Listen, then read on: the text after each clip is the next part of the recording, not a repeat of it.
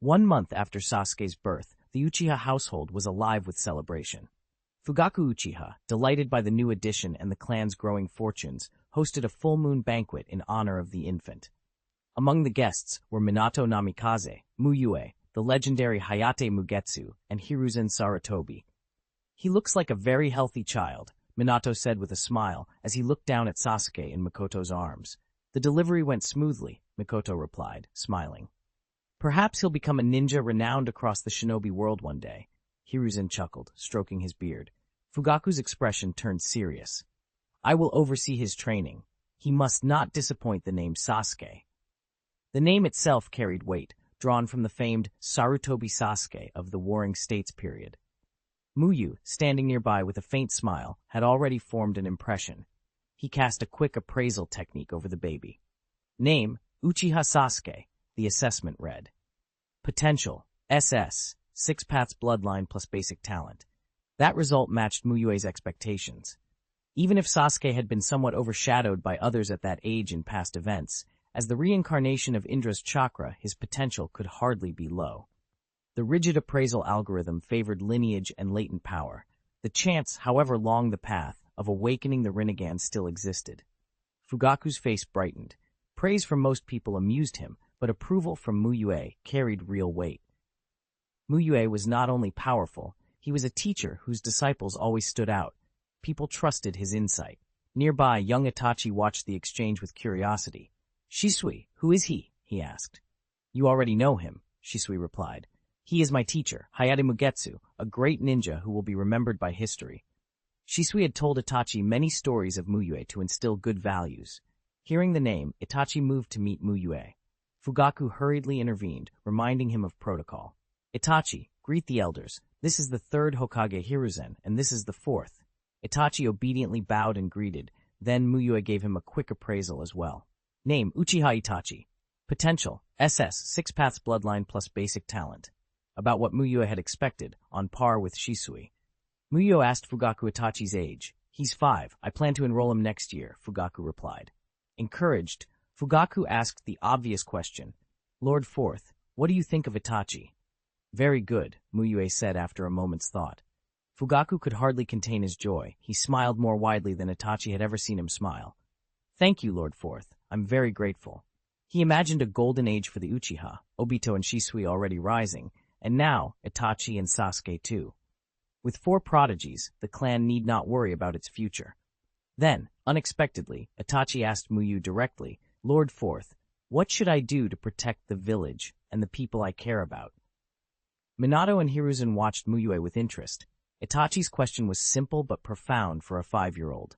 Mu Yue crouched to meet Itachi at eye level. "Train steadily, but not obsessively. Read useful books when you can. Balance work and rest. Play at the right time, and befriend others. Konoha doesn't need a 5-year-old to defend it yet." He smiled gently. "Where Konoha's leaves dance, the fire will burn. That firelight will keep the village alive and let new leaves grow safe and happy. Konoha exists so that branches like you can grow up." Itachi considered the words thoughtfully. Minato clapped lightly. Hiruzen followed. The sentiment, echoing the will of fire that Hashirama had used to found Konoha, resonated. The applause spread around the hall, even from some who hadn't caught every word. Mu Yue patted Itachi's head, then stood and motioned for quiet. This was Sasuke's celebration, not his. He had only answered a child's question. In Mu Yue's eyes, the will of fire was an admirable, selfless spirit, though he privately thought Konoha had sometimes failed to live up to it. October 10th.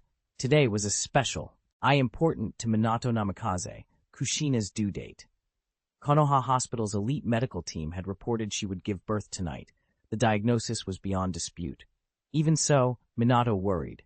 He kept checking in through his shadow clone and found himself unable to focus completely on official duties. After a meeting at the Hokage's office, Minato turned to Mu Yue. "Mu Yue, please handle the barrier. I'm going to check on Kushina." Kushina's delivery would take place outside the village to reduce the risk if the Nine-Tailed chakra became unstable. Though safer for villagers, it required extra precautions, suppression barriers, traps, and a vigilant guard. "Go," Mu Yue said with a reassuring smile.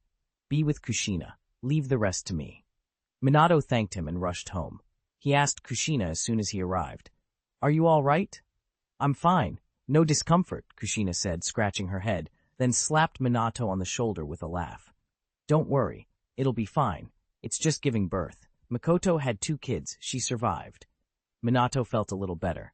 Sarutobi Biwako arrived then, leader of the specially assembled delivery team. "Kushina, it's time. Let's go," she said. "You don't have to come inside," Biwako told Minato. "Follow with the protection squad. That keeps the number of people directly around her smaller." They set out together, Kushina and Biwako moving openly, Minato moving quietly with the protection detail. On the way, Kushina ran into Makoto, who was out walking with Sasuke. She poked the baby's cheek excitedly. "So cute. His name's Sasuke?" "Yes, Uchiha Sasuke," Makoto replied, smiling. "You're about to give birth too, right?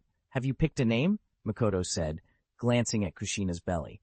"I have," Kushina beamed, touching her stomach. "It's Naruto. Minato chose it? Don't you think it's great?" "It's a fine name," Makoto said with a smile. Kushina poked little Sasuke's cheek again. "Naruto will be your classmate one day, so you must get along." Sasuke squinted, sleepy and annoyed.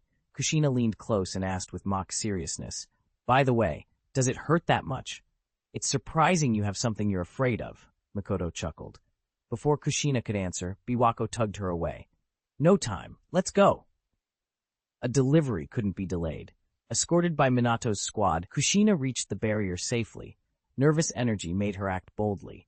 "Mu Yue, after I give birth, can you make some late-night snacks? I missed a lot of foods while pregnant."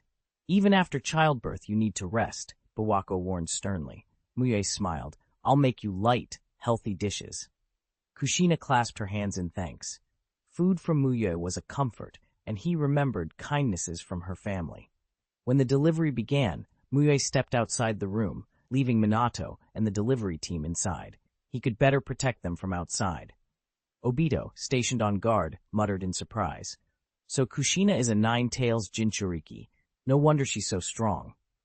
Until the Great War, Kushina had never fully revealed control over the Nine-Tails. Her status had remained a secret. "Focus on your post and keep your mouth shut," Kakashi snapped. All of Mu Yue's capable students, except Yamato, were mobilized. Kakashi commanded the guard squad. Obito was vice captain. Rin helped inside the delivery room. Kakashi's orders were terse and businesslike. They had good reason to be alert. In the original timeline, Kushina's delivery had ended in tragedy. Minato and Kushina had both died, leaving Naruto an orphan. Obito had loved Minato as a mentor and respected Kushina. He owed Naruto too much. Naruto had been like an older brother who taught him jutsu. Obito had no intention of letting that history repeat. He wanted to make sure Naruto grew up with both parents. Hours passed. Then the cry of a newborn rang out from the delivery room. It had gone smoothly. No attack, no Nine-Tails rampage, everything had proceeded without incident. Obito stared, surprised at the peaceful outcome. "It's over just like that?" he muttered. Relief and disbelief warred in his voice. He smiled, thinking ahead. "Good. I'll get to see Big Brother Naruto again soon. No, Little Brother Naruto." 722. Namikaze Naruto. From today onwards, I'm going to be a father. Even a shinobi like Minato Namikaze, who had seen and handled countless critical moments, couldn't hold back tears as he held his child for the first time. The infant in his arms wailed, full of life, and Minato felt a joy so deep it choked him. This was his child, the living proof of the love and life he shared with Kushina. In that instant, Minato understood more clearly why Senju Hashirama had founded Konoha, and why so many families chose village life. Without Konoha, without order, children as young as 6 or 7 might be thrust into combat. War had not disappeared from the ninja world. The village era was only marginally better than the old Sengoku days. For their children to grow up safely, parents still had a great deal to do. "Minato," Kushina murmured. Minato turned to the exhausted Kushina on the delivery bed and gently brought Naruto close so she could look at him. When Kushina first set her tired, loving gaze on the bundled little life, time seemed to pause. Her heartbeat soon synchronized with the infant's breathing. Each rise and fall was like the most beautiful melody, reaching the deepest part of her soul. "Naruto, I finally met you," Kushina said, smiling through tears. Kushina had endured a harsh 10 months of pregnancy. For the child's health, she avoided pungent or tzaik foods, eating only what Konoha Hospital recommended. Because she was a Jinchuriki, her movements had been restricted to prevent accidents, so she stayed home almost the whole pregnancy. The delivery itself had pushed her to the brink. But the instant she saw Naruto, every hardship felt worth it. She instinctively tried to reach out to touch his face, but her arms didn't move. Click. Minato quickly released the restraints. Because a Jinchuriki's birth could provoke the tailed beast, Kushina had been restrained during labor to prevent any sudden outburst that might harm the medical nin. Now Kushina finally touched Naruto's cheek. Her finger brushed his soft skin like something precious, and each blink and tiny movement filled her with a joy she'd never known. Fatigue and fear melted away, leaving only boundless love and hope. At that moment, Mu Yue walked in with his disciples and paused at the warm scene. Everything's moving toward a good future, Kakashi sighed, a smile breaking through his usual calm. Whether as Minato's former student or as Naruto's future teacher, he didn't want any accident. So small, Naruto-ni-san. Obito's eyes widened at the tiny bundle. Even though the baby had just been born, Obito recognized him. Those little whisker marks were unmistakable. The Ninetales was restless during the birth, wasn't it? Mu Yue said, leaning closer to study Naruto's faint whisker-like markings. He could sense some Ninetales chakra lingering in the boy. Yes, if I hadn't been there, it almost got out, Minato said. During Kushina's delivery, the Ninetales had fought the seal fiercely. The seal on Kushina had actually been broken, and Minato had to reseal it. That forced some of the beast's chakra into Naruto, which explained the faint traces now. Not necessarily a bad thing, Mu Yue said. If controlled, that chakra could become an asset. He estimated the Ninetales chakra in Naruto was comparable in quantity to what Ginkaku and Kinkaku of Kumogakure possessed. With training, the boy could learn partial tailed beast transformation. It wouldn't be the full power of the Ninetales, but having it was better than not. Mu Yue couldn't say aloud that Naruto might be better suited to receive the Ninetales than Kushina. A tailed beast couldn't be lightly transferred without killing the original Jinchuriki. There was no safe extraction technique in this world. Only the Eight Tails had the unique ability to detach limbs and let its host survive. Name, Namikaze. Potential, SS, Six Paths Bloodlines, Nine-Tailed Chakra, Basic Talent. Presumably, because Naruto had only some Nine-Tails chakra and not the full beast, Mu Yue judged the boy's potential at SS rather than SS+, but he believed that was plenty. Even Kakashi and Hiruzen had started with S potential. SS was already extremely high. Mu Yue, you should hold him too. Let Naruto get to know you, Kushina said, smiling at Mu Yue. Over the years they had all helped one another. Though Mu Yue was technically a neighbor, their bonds had grown far beyond that. Mu Yue nodded and took Naruto. Holding the crying infant, he was for a moment lost in thought. He'd been in the Hokage world for over 6 years now. The force he'd built had changed the ninja world. His disciples had become well-known young powers, and good friends had married and had children. 6 years wasn't long compared to a whole life. Yet for Mu Yue, who had been an ordinary graduate before transmigrating, it was a substantial part of his previous life. And because of the constant danger being a shinobi brought, those years felt even more significant. Are you all right? Kushina asked, noticing his reverie. Yes, just emotional, Mu Yue answered with a soft smile. Naruto will definitely grow up to be great.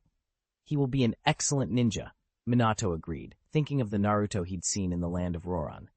Minato and Mu Yue exchanged a knowing look and smile. Kushina, half bewildered by the praise and the private looks, eyed them with mock suspicion. Are you two hiding something from me? Let me hold him too. Obito begged, eager to claim an early memory to tell Naruto later. I held you when you were a baby. Then be careful, Rin. Help me watch him, Kushina said, not entirely trusting clumsy Obito. She asked Rin Nohara to keep an eye on him. Obliging, Rin helped guide Obito as he cradled the newborn. Naruto, remember, I'm your Obito-ni-san, Obito chuckled, already picturing the future. Kakashi gave him a dark look. Naruto couldn't remember anything yet, much less call Obito big brother, but that didn't dampen the mood. All right, that's enough, Sarutobi Biwako said, gently taking Naruto for the newborn care routine. Thank you all for your help, Minato told Mu Yue and the others. Mu Yue didn't have to personally set up the defenses for Kushina's birth, and some of the others hadn't been in the original guard plan. Most people had assumed Minato and a squad of Ambu could handle any emergency. Minato thought so too. But because Mu Yue insisted on extra protection, Minato couldn't refuse. Mu Yue's presence increased everyone's sense of security. "It would bother me if you couldn't perform your duties in peace," Mu Yue joked. "It felt like I stood around a lot," Obito grumbled. He'd been ready to fight a rampaging Ninetales and whoever was behind it, but in the end he'd mainly stood in the cold all night. Mu Yue's expression grew more complex. In a way, Obito had done a lot simply by not attacking Konoha. His choice had helped prevent a Ninetales rampage entirely. After taking Kushina back to Konoha Hospital, Mu Yue dismissed his team and they went home to rest. But the disciples quickly reconvened. Why didn't the mastermind behind the Ninetales rampage show up? Were they afraid of Mu Yue-sensei? Obito asked. Based on their knowledge, tailed beasts don't go berserk without reason. Such incidents usually stem from seal problems. Konoha's sealing was unmatched, and both Kushina and Minato were sealing masters. An ordinary sealing failure shouldn't have escalated so far. This looked deliberate. They'd suspected the Akatsuki in the old rumors because of their tailed beast goals, but the Akatsuki didn't exist here, only the Shinobi sect. Information was too scarce to identify a mastermind or organization. It could be either they didn't come, or they don't exist in this world, Shisui said. Konoha was strong now. Mu Yue, Hiruzen, and young powerhouses like Obito and Kakashi were formidable. Kakashi raised a thought-provoking point. About the future Naruto and Yamato. Are they really from our world's future? If not the future, then what? Obito asked. Maybe their timeline diverged. For example, future Yamato might have had errant experiences because Mu Yue met Yamato earlier in his life, changing the course. Future Yamato and future Naruto know Minato, but not Mu Yue. Maybe Mu Yue sacrificed himself early in their timeline. But did our efforts during Mu Yue's battle with Uchiha Madara truly change the final result? Kakashi continued. He had come to doubt whether their participation had been decisive. Mu Yue had used a feigning death technique that turned the tide against Madara. Kakashi felt that even without them, Mu Yue might still have won. Their actions may have altered details, but the big picture might have been primarily Mu Yue's doing. Obito remembered that victory and fell silent for a moment. At the time, he had been elated that Mu Yue survived and had owned his Mangekyo Sharingan. Now he wondered if they'd misattributed outcomes. There are indeed uncertainties, Shisui agreed, though he hadn't been at the Dragon Vein directly and only had second-hand information. Obito shrugged it off quickly. As long as Mu Yue lived and things turned out well, that was what mattered. Kakashi offered a metaphor, picking two leaves. I think our world and adult Yamato's world are like these two leaves, similar but not identical. Obito studied them and saw subtle differences. Their world might have Minato but not Mu Yue. Having me doesn't guarantee Obito and Rin exist there. Konoha doesn't guarantee there's a Shinobi sect, Kakashi said. The explanation made sense to the group. Rin accepted it, and Metkai, never one to miss a chance for theatrics, vowed to make any would-be mastermind feel his fists. Since there are no enemies, Kakashi, let's have a youthful battle, Metkai challenged. He'd made progress in his training and wanted to spar, but Kakashi, exhausted, declined. Shisui used body flicker to leave. Obito teleported off to check if his Charizard had a blanket, and even Rin hesitated. She wasn't yet a taijutsu specialist like Guy, and Guy knew it and left too. After resting and allowing his enlightenment skill to cool, Mu Yue returned to Mount Myoboku to continue studying sage art. Even with master-level sage mode, he hadn't stopped. He still wanted to develop the breathing stream sage art. After 2 days, Fukasaku regarded him with a mix of surprise and admiration. I've taught you everything I can.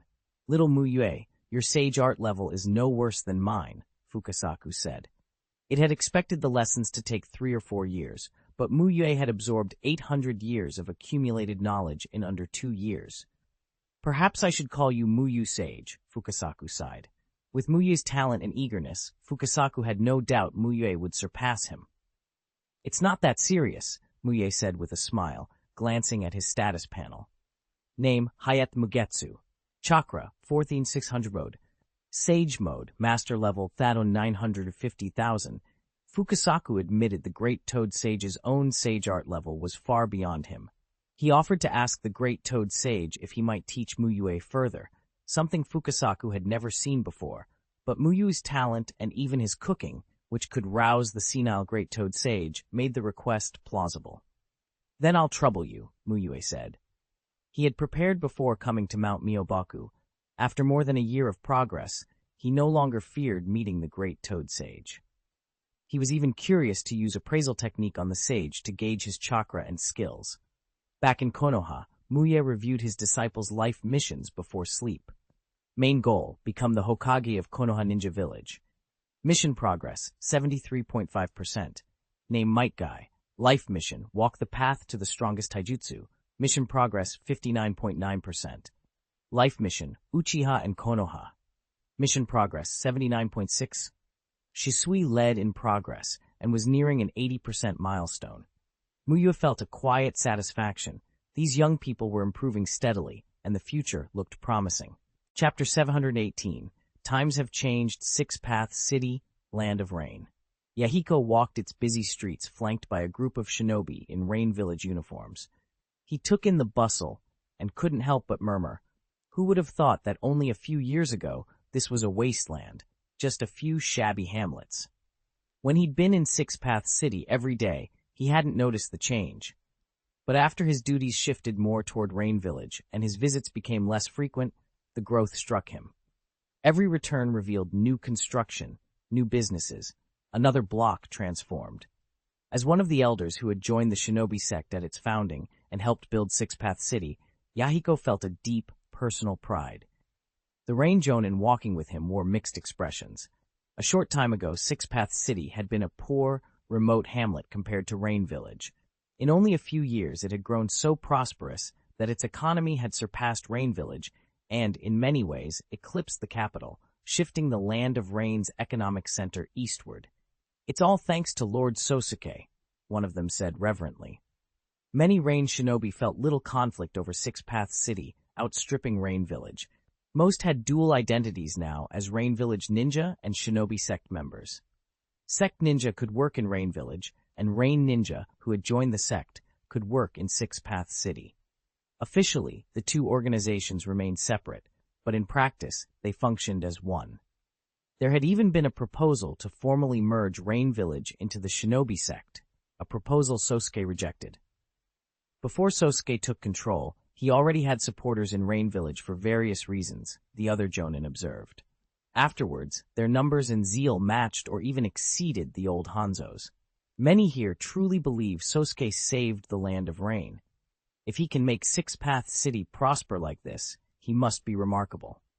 Yahiko smiled and led his subordinates toward the Shinobi sect's office building. During the tense standoff between the sect and Rain Village, he had never imagined it would end like this. He had expected, at best, that the sect might cripple the village and recruit some like-minded ninja. He had not expected Sosuke to take control with almost no bloodshed. "Yahiko," came a soft female voice and a slightly surprised male one. Yahiko turned and saw Nagato, Konan, and Sasori approaching. He greeted them briskly and moved forward. "Director Sasori, long time no see," Yahiko said. Sasori had not left the Shinobi sect. Thanks to his work on puppet prosthetics, he had been promoted to director of the Shinobi sect's Chakra Technology Bureau. Minister Yahiko," Sasori replied coolly. Besides his duties in Rain Village, Yahiko also held the nominal post of Deputy Minister of the Military Department in the Shinobi sect. After a quick exchange with Sasori, Yahiko bumped Nagato lightly on the chest with his fist and grinned. "How was the branch? Did you learn much?" After the ninjutsu scroll reforms, Nagato had been promoted to Jonin squad leader in Rain Village and reassigned from Shinobi sect headquarters to the sect's Bird Country branch. Yahiko had been envious. He'd applied to go to Bird Country himself, but was denied. The work there, what Sosuke had been doing in the Land of Rain, appealed to Yahiko's ideal of working toward world peace. Still, his own position in Rain Village gave him significant authority. With Sosuke rarely in the village, other leaders often deferred to Yahiko. Nagato paused, choosing his words. "I gained a lot, but it's hard to explain in a few minutes," he said. Yahiko's eyes brightened. Then let's have a proper talk after the meeting. Nagato nodded. The four of them walked into the office building together. Along the way, they exchanged greetings with other elder members of the Shinobi sect who were arriving for the annual grand meeting, a gathering to summarize the past year and plan the next. Basically, everyone in an important post in the sect was expected to attend. When the sect ninja entered the conference room and saw the white-clad figure in the main seat, they instinctively straightened. "Master Sosuke," they greeted. Mu Yue returned their bows with a smile and a nod. Kakuzu, Minister of Finance, rose first to report. With the end of the war, the entire ninja world's economy has stabilized. Our Ministry of Finance, through several effective measures, has achieved rapid revenue growth. Thanks to technological breakthroughs, the sale of ninjutsu scrolls has become a major source of income. Daimyo and ninja villages alike are eager to pay well for our scrolls. Our prosthetic work is also in demand across the ninja world, bringing considerable returns. Kakuzu went on to outline expenditures.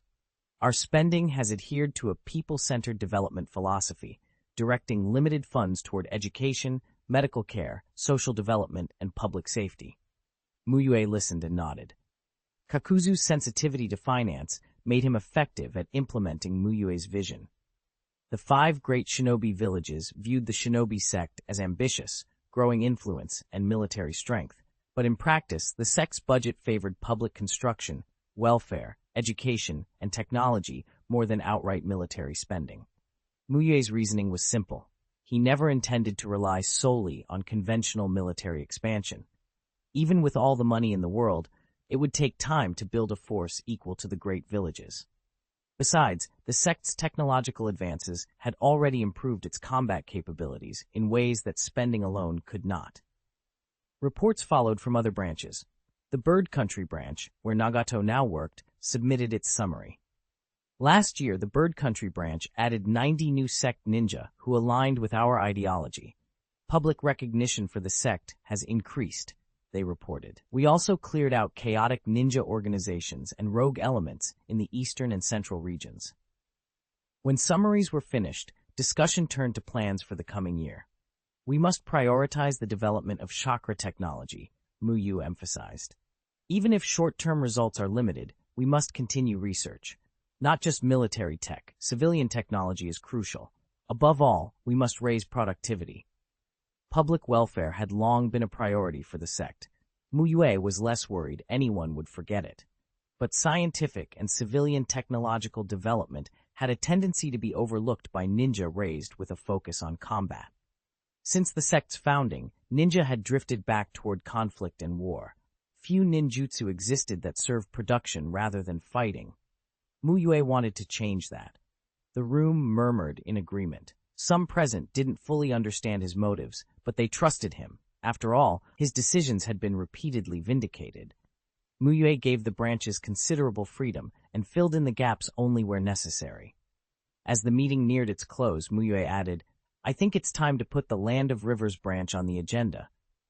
Thanks to the efforts of Kakuzu, Roshi, and Nagato, the Bird Country branch had become self-sufficient. Mu Yue felt it was time for the next step. Kakuzu hesitated. "Isn't that a bit soon? The Land of Rivers lacks a formal ninja village, but its forces are not weak. The 3 great villages, Konoha, Iwa, and Suna, won't sit idly by as we expand." Kakuzu worried the great villages might secretly support river country groups to counter the sect, or worse, openly oppose the sect. His argument was tactical. Give the sect more time to strengthen so it wouldn't be a burden to Sosuke if conflict arose. Voices rose across the room. "It's too fast. The work in Bird Country's nearly completed. Our goal is world peace. How can we be deterred by fear of the great villages?" Mu Yue tapped the table and the room fell silent. "Do it," he said softly. "The great villages will not be an obstacle." His tone left no doubt. When the sect had only tens of thousands of chakra, discretion had been necessary. But now, with over 4 million chakra at his disposal, Mu Yue did not need to bow to Outsi, the opinion. If the great villages felt threatened and tried to act, he would show them a true threat. Kakuzu's expression shifted to understanding. The mood in the room swung with him. Opposition evaporated. Confronting the great villages with our own strength? What other methods we haven't seen, Sosuke? Kakuzu wondered. If Sosuke claimed to be the reincarnation of the Six-Path Sage, Kakuzu thought he'd probably believe it. Sosuke had admitted he might be fallible and occasionally needed questioning, but his decisions had rarely proven wrong. To many in the sect, he already was the Six-Path Sage of this age. Mu Yue continued. I also plan to hold another large martial arts tournament in Six-Path City. No age limit, no other restrictions. I invite strong individuals from across the ninja world. Will you compete? Kakuzu asked. I will not, Mu Yue said. If the champion wishes, they may challenge me, and I will accept. The tournament's real purpose was clear. Give his disciples a stage to build reputations and signal to the old order that the times had changed. If Sosuke himself entered, many challengers might never come. After the meeting, Mu Yue called Yahiko, Nagato, and Konan into his office. For the Land of Rivers branch, I want the three of you to work together, he said. Mu Yue had assigned them different tasks earlier to train them. Now he intended to test those lessons. Yahiko had experience managing a village, Nagato had established a branch, and Konan had learned many practical skills under Kakuzu, making her ideal for logistics and coordination. Yahiko and Nagato were pleasantly surprised. They had already planned to apply to go to the Land of Rivers if the branch was approved, but they hadn't expected Mu Yue to entrust such a critical mission to them personally. The three exchanged smiles. Once more, they would join forces to pursue the same goal, working for peace in the ninja world. Land of Lightning, a western port town. From the outside, it looked like an ordinary office building. Inside, however, anyone who opened the conference room on the top floor would be stunned. 3 Kage, leaders at the very pinnacle of the Shinobi world, sat together in one room. The 3rd Raikage, Onoki the Tsuchikage, and Rasa the Kazekage were present, each flanked by his personal guard. Speak plainly. What do you want to do? The 3rd Raikage demanded in his rough voice. The Shinobi sect's latest moves were over in the Land of Rivers. They shouldn't affect Kumogakure directly. Onoki's voice carried a low weight. Raikage, that's not the right way to think. A loss to any one of us weakens the alliance. We must find a way to stop them. The 3-village alliance had built a fragile trust through both open and covert cooperation. Otherwise, neither Onoki nor Rasa would have personally come to the Land of Lightning for a meeting. This was the first time all 3 Kage had met since forging the alliance. Previously, they'd sent trusted subordinates or senior officials. If we let the Shinobi sect grow, Rasa added quickly, it'll hurt us all. If the Land of Rivers falls, Sunagakure loses the most. We have many interests there. I understand that, the Raikage replied. That's why I came. I don't want the Shinobi sect to expand either. But you two know the Land of Rivers better. Tell me your plan. Rasa thought for a moment. We should spread propaganda against the Shinobi sect across the Land of Rivers and send elite Shinobi to disrupt them. I can't attack their homeland in the Land of Rain, but we can sever their tentacles before they get stronger. If Sosuke ever turns his attention towards Sunagakure, we can't just watch. Onoki shook his head. No, that opens everything up too fast. If this turns into a full-blown conflict, Sosuke's personal power becomes an uncontrollable factor. The 3 great villages had already devoted significant resources to one desperate option, assembling a joint assassination squad tasked with eliminating Sosuke. They had simulated the scenarios repeatedly and found the odds hopeless. The effort alone showed how seriously they regarded him and how limited their choices were. Rasa pressed on. If we wait another 8 or 10 years, we won't be able to use influence to contain them. Then the Shinobi sect won't be branching into small states like the Land of Rivers.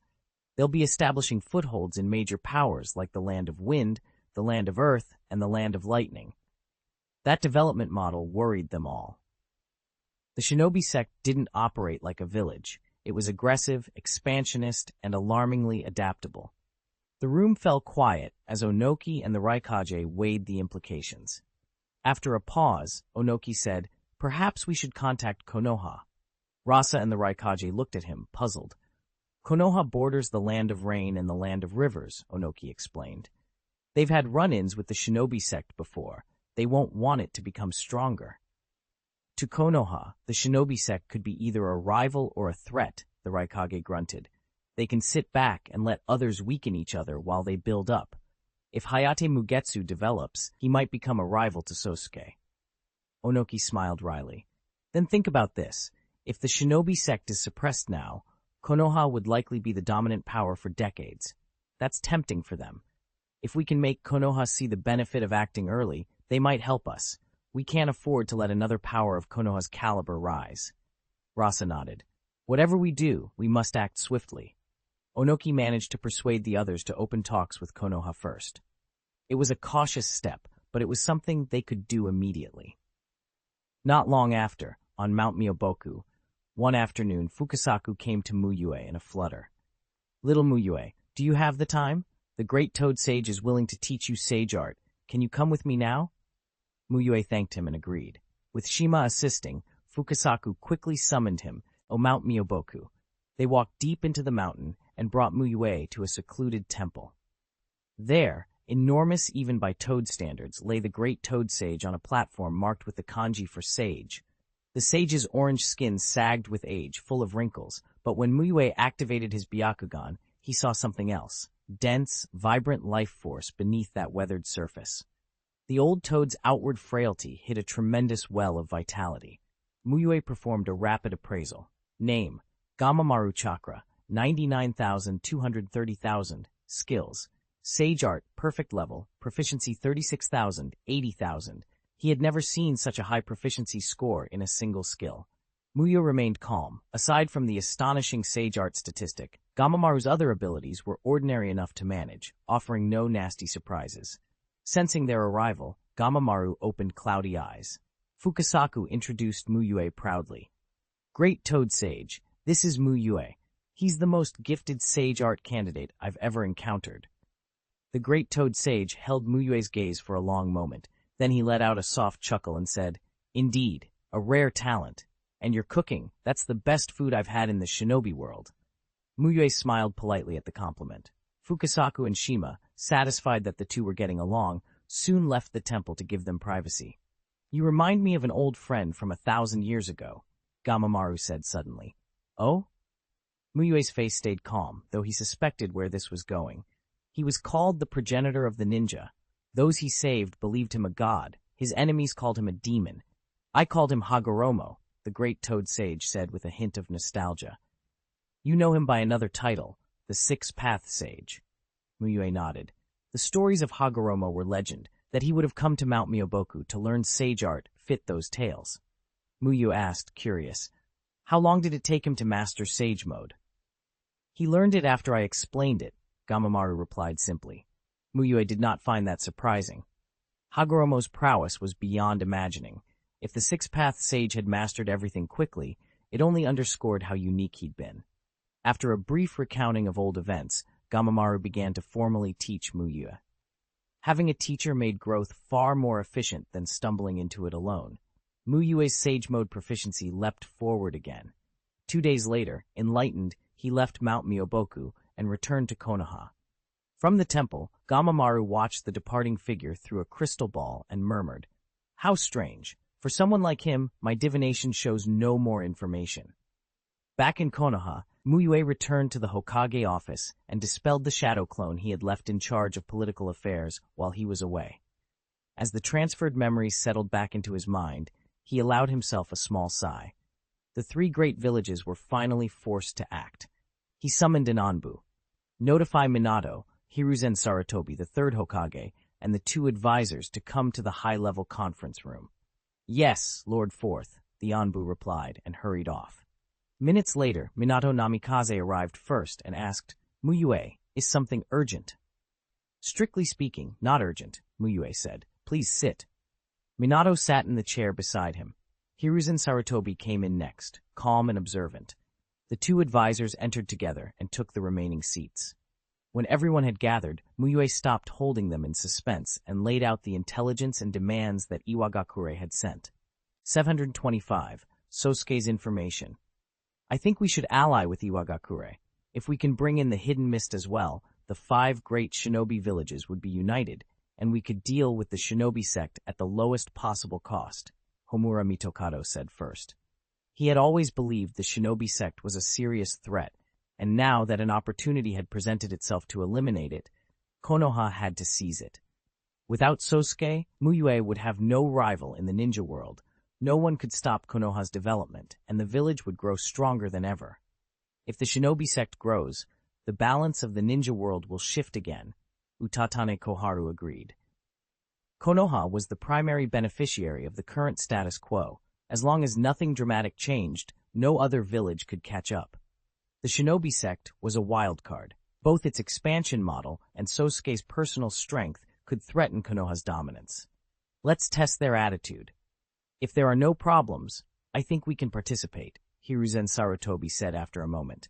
On a personal level, Hiruzen no longer harbored the same hatred for Sosuke he once did.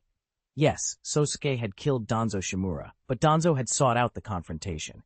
After witnessing Sosuke's restraint in battle, Hiruzen understood he was not merely petty. Still, personal feelings were secondary to Konoha's interests. The Shinobi sect's growth had to be curbed before it could establish branches across the lands and surround Konoha. Minato, what do you think? Mu Yue asked, turning to Minato Namikaze, who had been quiet throughout the meeting. I think we should observe a while longer, Minato replied after half a minute. Sosuke's strength is enormous. Even if an assassination attempt could succeed, it would come at a very high cost. Minato had not seen Sosuke in person, but Konoha's top-secret intelligence painted a clear picture. Even the third Hokage had no way to answer him. For a power like Sosuke's, Minato believed only a concerted assault by many fearless, highly capable shinobi, led by someone of Mu Yue's caliber, could possibly succeed. Beyond the material cost, he was uneasy about the action itself. An assassination would shatter the fragile peace of the ninja world and likely plunge it back into chaos.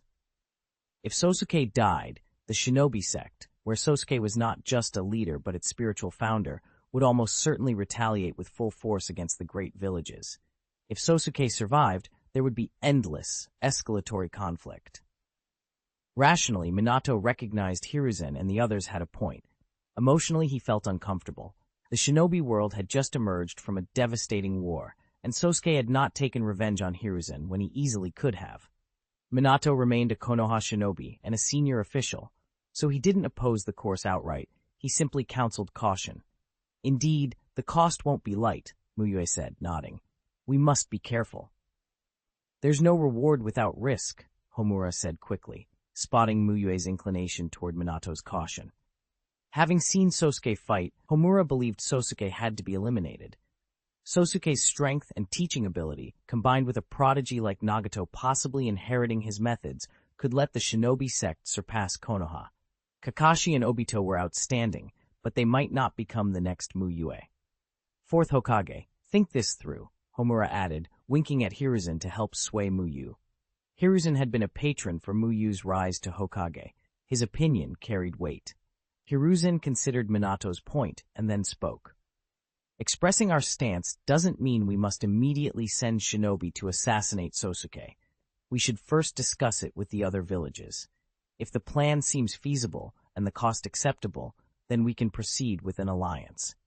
He still favored curbing the shinobi sect through cooperation with the other great villages. If Iwagakure had reached out when Hiruzen wanted to retaliate for Danzo, he would have joined immediately, even bringing the hidden mist. Mu Yue tapped a finger on the table. Thou, Gottful.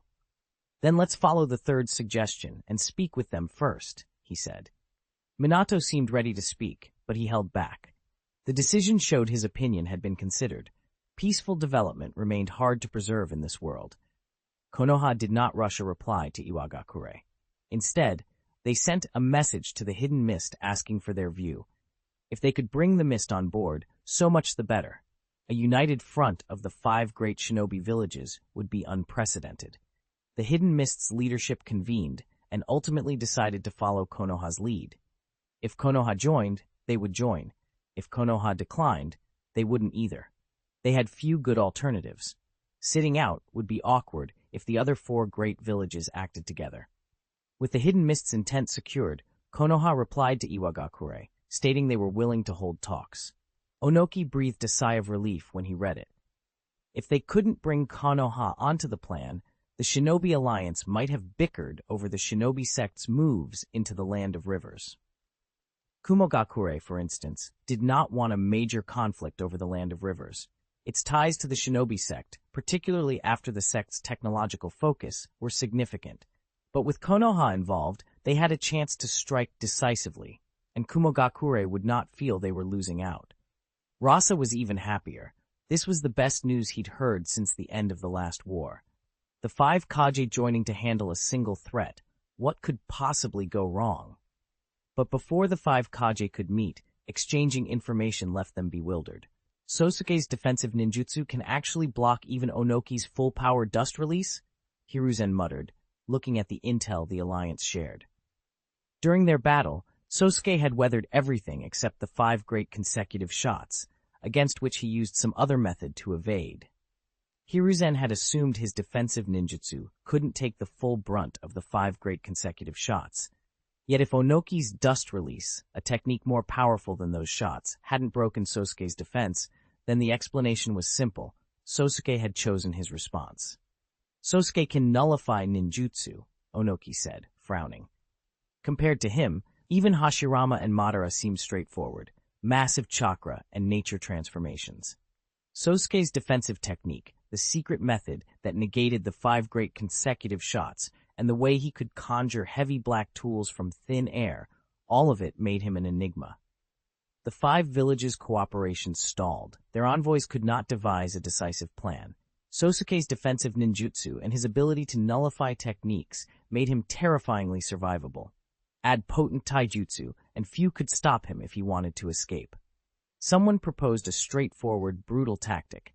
Each great village would send elite teams to pin Sosuke down and exhaust his chakra. Then top-tier fighters, led by Mu Yue, would finish him. After all, chakra is finite. If Sosuke ran out, his other advantages would evaporate. But this raised new problems. How could so many elites get close to Sosuke? A large deployment to the Shinobi sect's territory would look like an invasion, and if Sosuke couldn't detect such a force, he wouldn't deserve the title of ninja god. The expected human cost would be monumental. Even within the alliance, there were voices that wanted Sosuke gone, but not at such an expense. Then the Shinobi sect unexpectedly announced another martial arts tournament. No age limit this time, and the first-place winner would receive the right to challenge Sosuke himself. Onoki immediately saw the opportunity. A tournament offered a legitimate way to bring many elite fighters into Six Path City, and a sanctioned challenge against Sosuke could be the assassination chance they needed. As the formal prize, Sosuke would restrain himself against the challenger. If that challenger were a top-tier fighter like Mu Yue, even if he couldn't kill Sosuke alone, he could force Sosuke to expend a great deal of stamina and chakra. Then, if the 5 villages' elites converged, where could Sosuke run? At worst, he might take a few with him. Rasa and the 3rd Raikage were the first to hear Onoki's plan and readily agreed. Soon Konoha and the Hidden Mist learned of it too. After internal discussion, Konoha decided the tournament was the opening they had been waiting for and agreed to join the alliance targeting Sosuke. They didn't take Onoki's plan at face value, though. Instead, they called a top-level meeting, inviting all Kage to the Land of Fire to finalize the strategy. Everyone understood that Konoha's involvement was indispensable. Konoha had many of the strongest shinobi. The secret meeting was held in the Land of Fire near the border of the Land of Rice Fields. Only a handful of attendants came with Onoki and the others, but each was a Jonin-level master. A 5 Kage summit usually had only 5 seats, 1 for each Kage. Hiruzen Sarutobi, as a former Hokage, could not be refused a seat, so an extra chair was set beside Mu Yue's. Minato Namikaze stood behind Mu Yue. 4th Raikage A, standing behind the 3rd Raikage, glanced at Minato with a hint of regret. Not long would pass before A claimed the Raikage title himself. By then, Minato, who might still be young but would have missed the moment, likely would no longer be in the running to become Hokage. Mu Yue is not a suitable challenger to drain Sosuke's chakra, Hiruzen Sarutobi said bluntly. Even if Sosuke wouldn't go all out against Mu Yue during the challenge, the real danger was friendly fire. When it was over, both Sosuke and Mu Yue would be exhausted. That left Mu Yue vulnerable. Other villages might accidentally wound him, crippling his combat effectiveness. Hiruzen had long been inclined to suspect the worst of his peers. Hidden Mist could betray Konoha for advantage. Iwagakure, Kumogakure, and Tsunagakure might set aside old grudges and unite if it served them.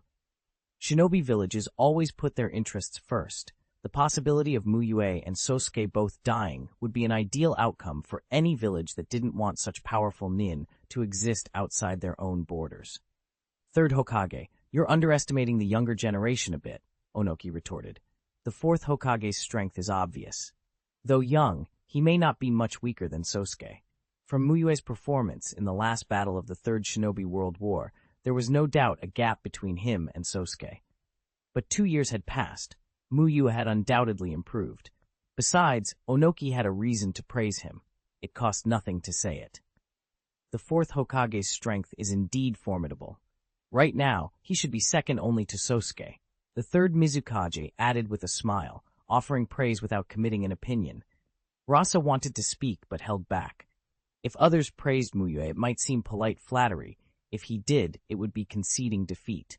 He still remembered being nearly felled by a single punch from Mu Yue on the battlefield.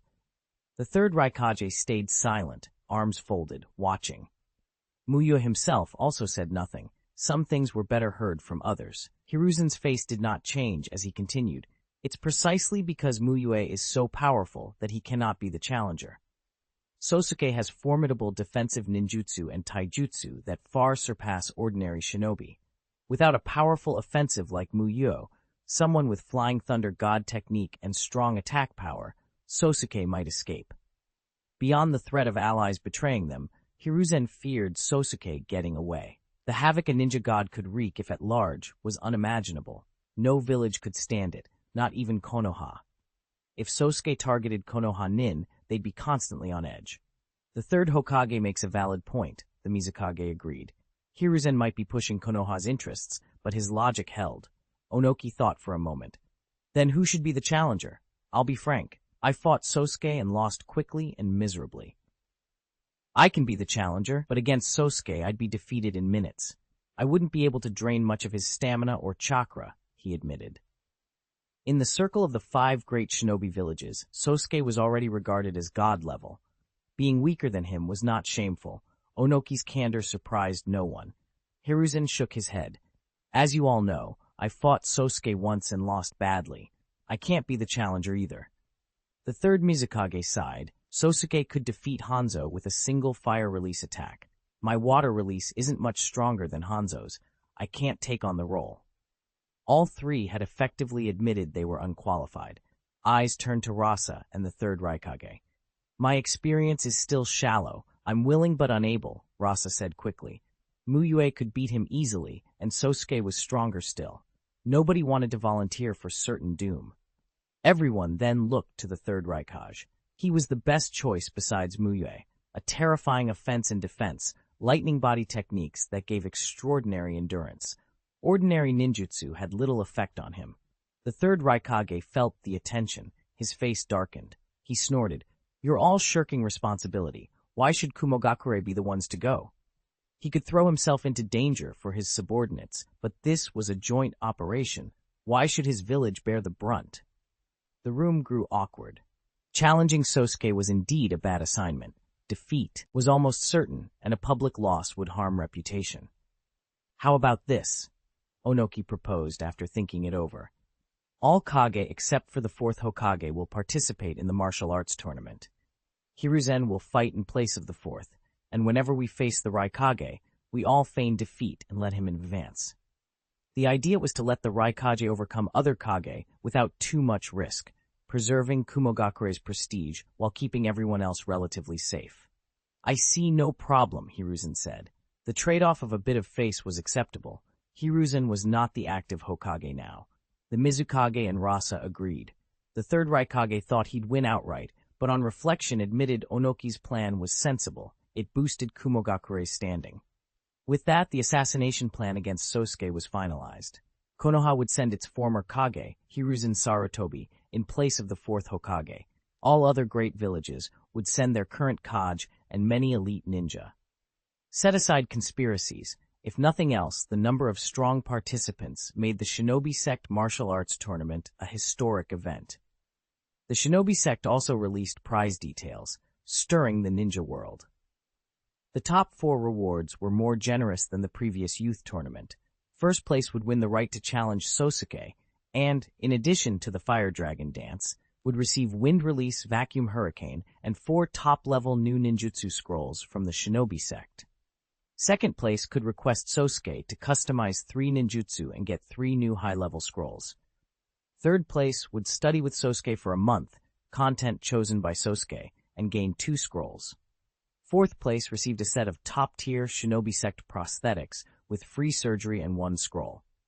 Beyond the top 4, any participant reaching the elimination round would at least receive a new ordinary ninjutsu scroll. The higher the rank, the better the prosthetics and scrolls. The rewards were staggering. Even the 4th place package, a top-tier chakra blade and prosthetics, could sell for an unknown number of S-rank missions.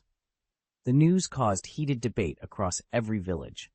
Most people, realistic about the competition without age limits, aimed simply to reach the elimination round and secure at least a scroll. A few, like Obito, aimed for the top. Last time I barely lost to Nagato. I've improved. I won't lose to him again, Obito declared confidently. He had trained his yang-release breathing and could use his manjikyo with less strain. Nagato was strange and powerful, but Obito trusted his progress. This time, there's no age limit. The strongest might not be Nagato, Kakashi replied calmly. With such rewards in this period of peace, many top fighters would enter. Obito, though, was resolute. I don't care who enters. I'll keep winning until I get first. That's the spirit of youth, Metkai praised, thumbs up. He also planned to compete for the top. Since we're participating, we should aim for first, right, Kakashi? Do your best, Kakashi said, not especially enthusiastic. He wasn't against the tournament, but it didn't excite him. He was participating because Obito and others wanted to, and because Konoha encouraged it. Don't force the ranking too much. The point is to participate and perform your best, Shisui warned. As vice-captain of the training squad, he had a clearer view. The tournament's waters were deep. Even the 5 Kage forming a team to compete was outrageous. As long as I give it my all, no regrets, Yamato said. Root had kept him from the last youth tournament. Now officially a chuunin, he intended to follow his seniors. Shisui looked at him with some pity. With Yamato's strength, he would likely have reached elimination rounds last time. This year, with the 5 Kage and elite fighters present, nothing was certain. I was second last time. I can't regress, Obito said with a laugh, optimistic as ever. Shisui said nothing. In truth, even reaching the top 4 this time would mean beating the pinnacle of the ninja world. As the tournament neared, Konoha assembled teams bound for the Shinobi Sect. Obito stared at the long procession. Why are so many people going this time? He muttered. With no age limits, and with the Hokage and former Hokage in the group, it looked like a full-fledged delegation. Teacher Mu Yue and the others must have invitations to spectate, Obito guessed. Going to Six Path City didn't necessarily mean competing. That explained the large entourage. It was, after all, a Hokage's party. Asuma clapped Obito on the shoulder. Do you feel confident about first place? I've improved. I have a chance, Obito replied modestly. I'd be lucky to hold a spot in the top 8, Asuma sighed. With the age limit gone, their opponents might be old enough to be their fathers. Hiruzen nearby thought the same. Just getting into the elimination rounds would take hard training and a lot of luck. This tournament deserved the title, strongest in the world. The number of formidable competitors made that undeniable. Hiruzen had considered asking Asuma to bow out for safety and reputation's sake, but ultimately he stayed silent. He was not the only one with children. 727. I play Naruto?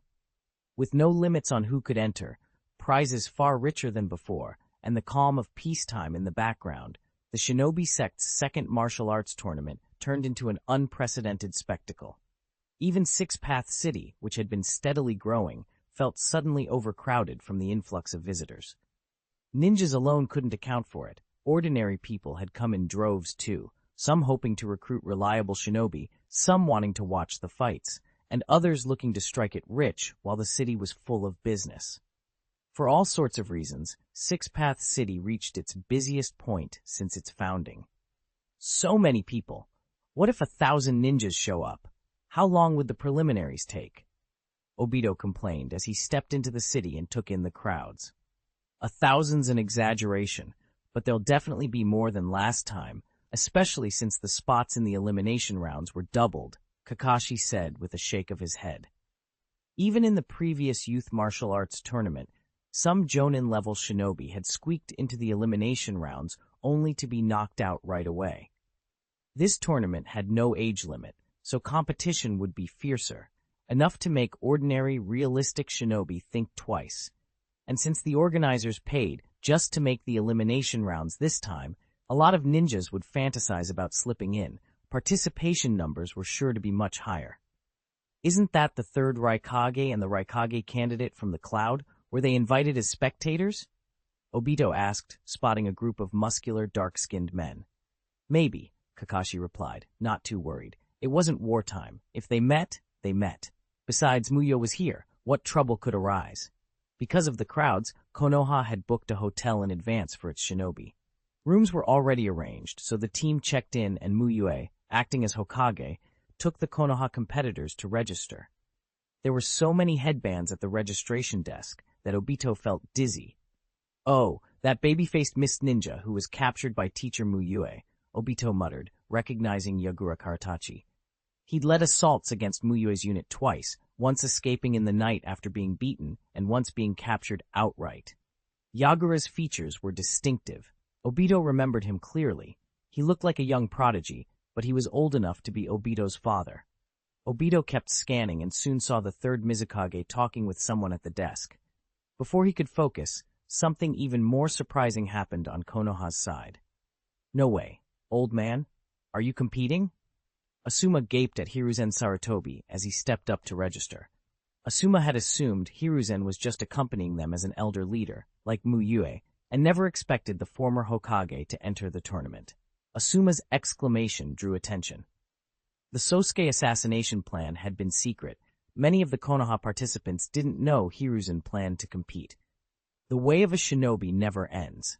It's a rare chance to exchange ideas with many strong people, Hiruzen said without changing his expression. Asuma. In other words, he might run into his father in the tournament. Great. Kakashi, do you still think you'll get first place?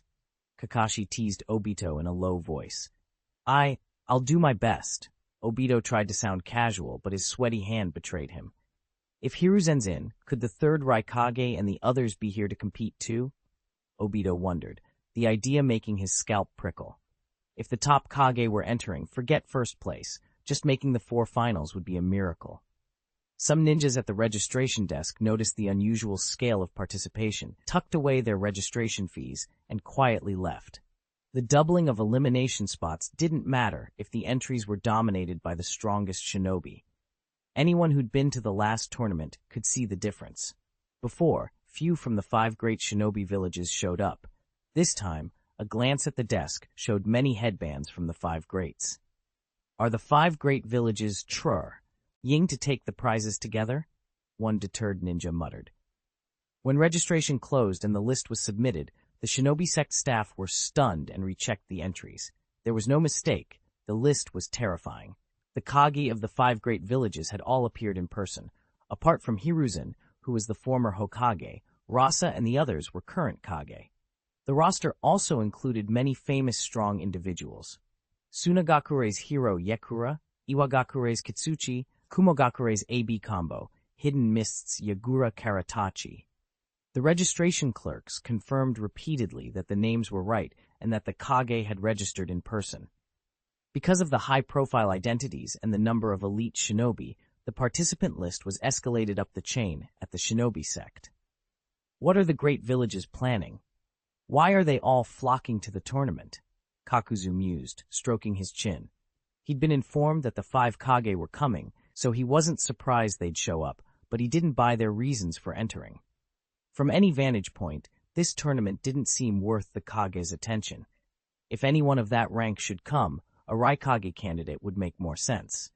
Perhaps our arrangements in the Land of Rivers worried them, and they joined forces against us, Kakuzu suggested. It sounded far-fetched, but with Kakuzu's experience, nothing was impossible. It might be, Mu Yue said, looking out the window, but don't worry, this will be a successful event. With his strength, the gathering of the great villages would only simplify things for Mu Yue. Besides, with you here, they can't cause trouble, Kakuzu nodded. If Sosuke was calm, everything would be fine. It is exaggerated, though. If I get unlucky, I won't even make the elimination rounds, Yahiko admitted, scratching his head. He'd hoped to do well this time. He didn't expect the 5 great villages to turn it into a team-building exercise. Just do your best, Nagato said with a faint smile.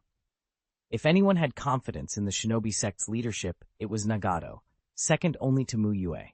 He might worry if all 4 great villages united, but if all 5 gathered, he almost found it funny. After all, the Hokage of Konoha was their Shinobi sect's leader. The preliminaries officially began on February 4th. Anticipating a larger turnout, the Shinobi sect had expanded and rearranged the venue. There were 4 major areas, each divided into 4 competition zones, making 16 zones total. Promotion rules matched the previous tournament. The top 4 in each zone would advance to the elimination rounds. According to the system, each zone had 32 participants, and every block of 8 sequential numbers produced 1 elimination round slot. Numbers 1 to 8 would produce 1 slot, 9 to 16 another, and so on. After the draw, Obito and the familiar Konoha ninjas gathered to compare assignments. What zone are you in? I'm in A1, number 30, Obito said, holding up his white slip. A4, number 12, Kakashi replied. I'm in A4 too, Rin said, sounding surprised. Lucky, I'm 25, Rin added. Otherwise, I wouldn't stand a chance. Obito, I'm in the same zone as you, but I'm number 8, so we won't meet, Asuma said, punching Obito's chest. Good, we'll go together, Obito said, a little disappointed. He wanted to be in the same bracket as Rin, but not so close their numbers might clash. Shisui and Yamato were in A3, Metkai was in B1. Kakashi noticed most Konoha competitors were in Area A, and wondered if the tournament organizers had clustered villagers to balance the great villages' elimination spots. An announcement called participants to prepare. See you later. Obito waved and headed with Asuma to A1. Kakashi left with Rin for A4. When Obito and Asuma reached A1, both froze. Looks like our luck ran out, Asuma said helplessly. By odd coincidence, Hiruzen Sarutobi was in their zone. Obito prayed silently that it wasn't number 25 or higher. He didn't want to be eliminated by Hiruzen in the preliminaries. He'd promise Ed to fight for first place, but if he couldn't even make the elimination rounds, Kakashi would never let him live it down. The preliminaries began. First match, contestant number 1, Lord Hiruzen Sarutobi, versus contestant number 2, Kenji Ishida, the Shinobi sect referee announced, adding the proper honorific for Hiruzen. That single line broke several hearts. Hearing number 1, Hiruzen Sarutobi blacked out Asuma's vision for a moment. Everyone not in the 1 to 8 range breathed a little easier. At least they hadn't drawn the Kage's immediate match. Hiruzen stroked his beard and walked slowly onto the arena. The jonin from the grass, Kenji Ishida, followed, but anyone trained to observe could see his hands tremble and fine sweat beading on his forehead. Standing opposite Hiruzen, Kenji went blank. Nobody had told him he'd have to fight the Hokage when he registered. He'd come for the chance of a ninjutsu scroll if he advanced. He hadn't planned to meet the pinnacle of the ninja world. Battle start, the referee called. I surrender. Kenji Ishida bowed at lightning speed. He'd be insane to fight Hiruzen. If even a fraction of Hiruzen's power hit him, he might not survive. The registration fee wasn't worth that risk. Hiruzen retracted the hand he'd half extended.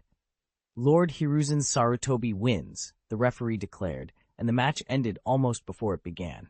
Nobody thought less of Kenji for surrendering. Standing down before such a master was sensible. Similar scenes played out across the venue. In B1, the third Raikage's opponent surrendered instantly. In C1, the third Mizukage's first opponent forfeited before the fight started. In D1, Onoki's match ended when his opponent left the ring and conceded. In D4, Rasa's rival gave up cleanly. The Kage's presence was simply overwhelming. Because many Kage were assigned the number 1 spot, a lot of contestants within the first 8 numbers forfeited and went to other zones to watch high-level fights. paying their registration fee as an entry to spectate instead. Fortunately for Asuma, he received the same treatment. His opponent forfeited, and Asuma advanced directly to the third round without even fighting. That didn't mean he wanted to skip. He hadn't trained just to forfeit. If Hiruzen underestimated him, Asuma hoped to earn some pride in a real contest.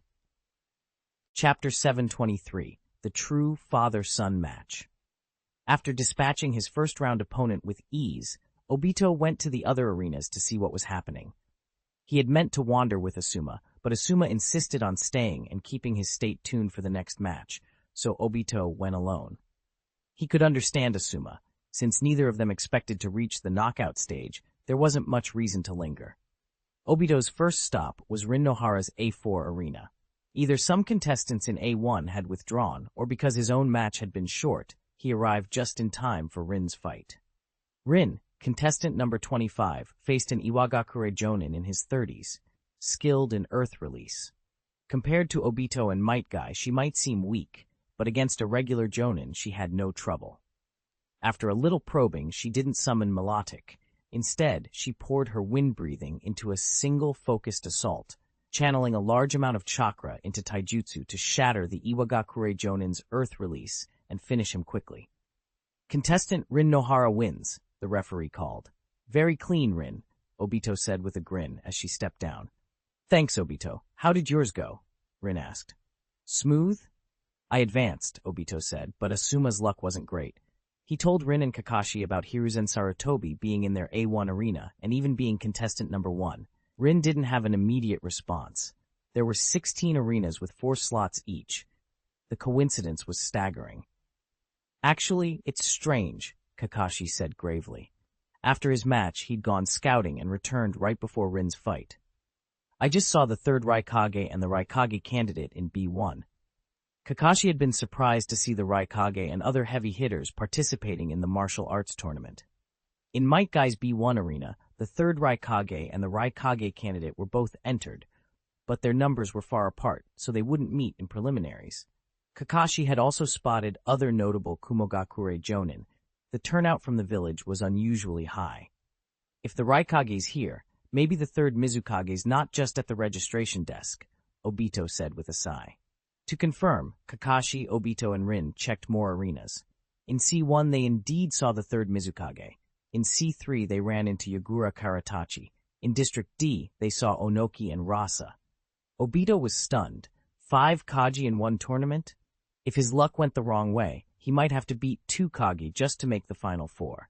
He was only 15 and dreamed of becoming Hokage. Reality felt harsh. He found himself missing tournaments that limited entry by age. At least then he wouldn't face opponents old enough to be his father or grandfather. There's something off about this, Kakashi muttered.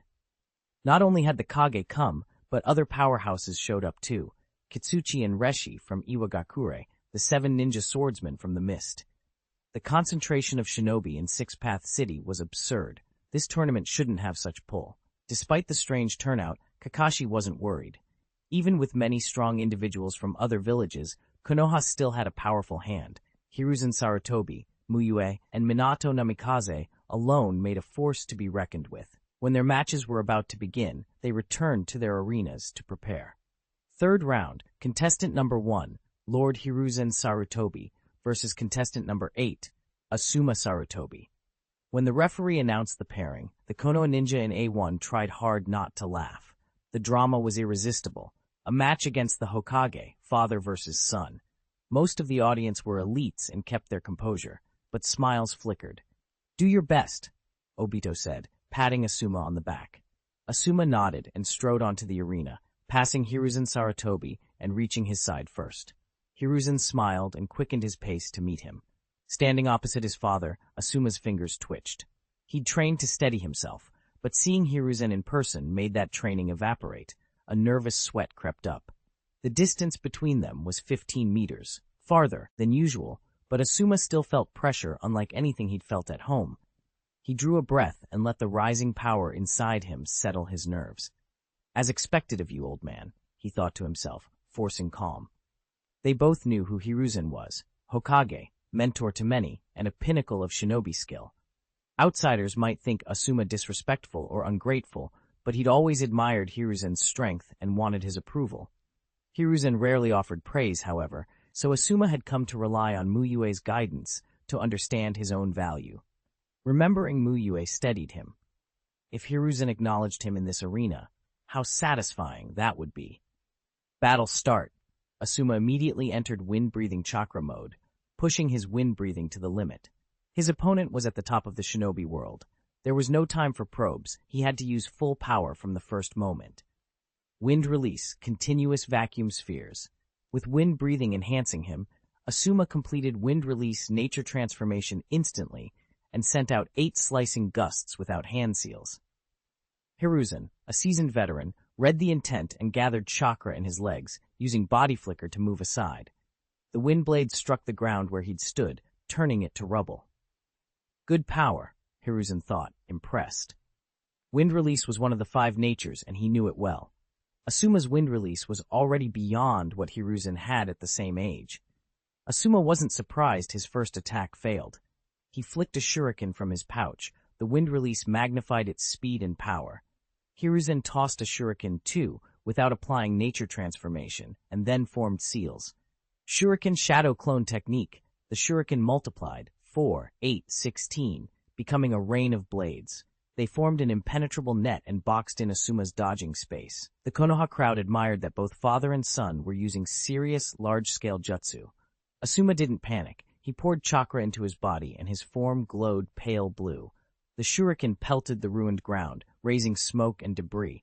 When it cleared, Asuma was no longer on the ground. He was flying. Hiruzen's surprise was plain. Asuma felt a little smug, too. Using wind breathing and his knowledge of wind release, he developed a flying ninjutsu usable in wind-breathing chakra mode. It was recent and costly in chakra, but it was enough for one arena match. Wind release, infinite vacuum spheres. Asuma gathered chakra in his throat and exhaled a torrent of wind release aura like a gatling, fast, numerous, and launching from a moving aerial platform. Hiruzen sensed the trump card and prepared. Shadow Clone Technique. Hiruzen split into 2. One clone used earth release to erect a thick, tall earth flow wall to counter the wind assault. The other clone unleashed a violent wind release cyclone, canceling Asuma's attack and destabilizing his flight. Hiruzen's main body ran along the earth wall, vaulted up, and struck at Asuma. The counter came too fast. Asuma, scrambling, raised his fist to block. Hiruzen's punch slammed into him with incredible force, sending him crashing from the sky onto the ruins he'd made. Pain shot through Asuma's arm. He'd revealed a small opening, and Hiruzen had seized it mercilessly. Is that what a true powerhouse feels like? Asuma thought, gasping on the ground. He'd been in wind-breathing chakra mode, enhanced physically and having bolstered his fist with chakra, yet he'd still been overwhelmed by Hiruzen's strength. Lord Hiruzen Sarutobi wins! Hiruzen appeared beside him with body flicker. He helped Asuma up and brushed dirt from his clothes. Before Asuma could speak, Hiruzen said, "Your wind release is very good. Among the Konoha Jonin, few have better mastery." Asuma's performance had exceeded Hiruzen's expectations, especially the airborne barrage, which could have killed many Jonin had they been unprepared. Asuma straightened, focused his breathing to recover, and said with a touch of pride, "No need to tell me. My wind release was taught by teacher Mu Yue." He removed Hiruzen's hand, walked off the stage head held high, and went toward Obito. Seeing Asuma in decent spirits, Obito relaxed. He'd been wondering how to console him after the loss. "Don't just stand there grinning like an idiot. Help me," Asuma hissed when he reached Obito. He'd hoped to finish in a way that impressed his father, but as he walked, he realized just how hard Hiruzen had hit him. One punch had nearly broken him. Oh. Obito instantly understood and discreetly supported Asuma as they walked away. B1 Arena. Third round, contestant number 9, A, versus contestant number 13, Makui, the referee announced. Fourth Raikage I heard his name and strode onto the stage. Makui was already waiting and followed him up without hesitation. Though Ai was the Raikage candidate from the village, Makui was a seasoned jonin of Kumakure and had no intention of yielding. He would fight seriously. Even in defeat, he could learn his weaknesses. "Begin!" Makui exploded forward, chakra surging through his limbs. He concentrated lightning chakra into his palms, the crackling energy animating his muscles and sharpening his strikes. A remained composed. Suddenly, his body flared with a fierce blue light as he activated his lightning release chakra mode and caught Makui's incoming blade hand with ease.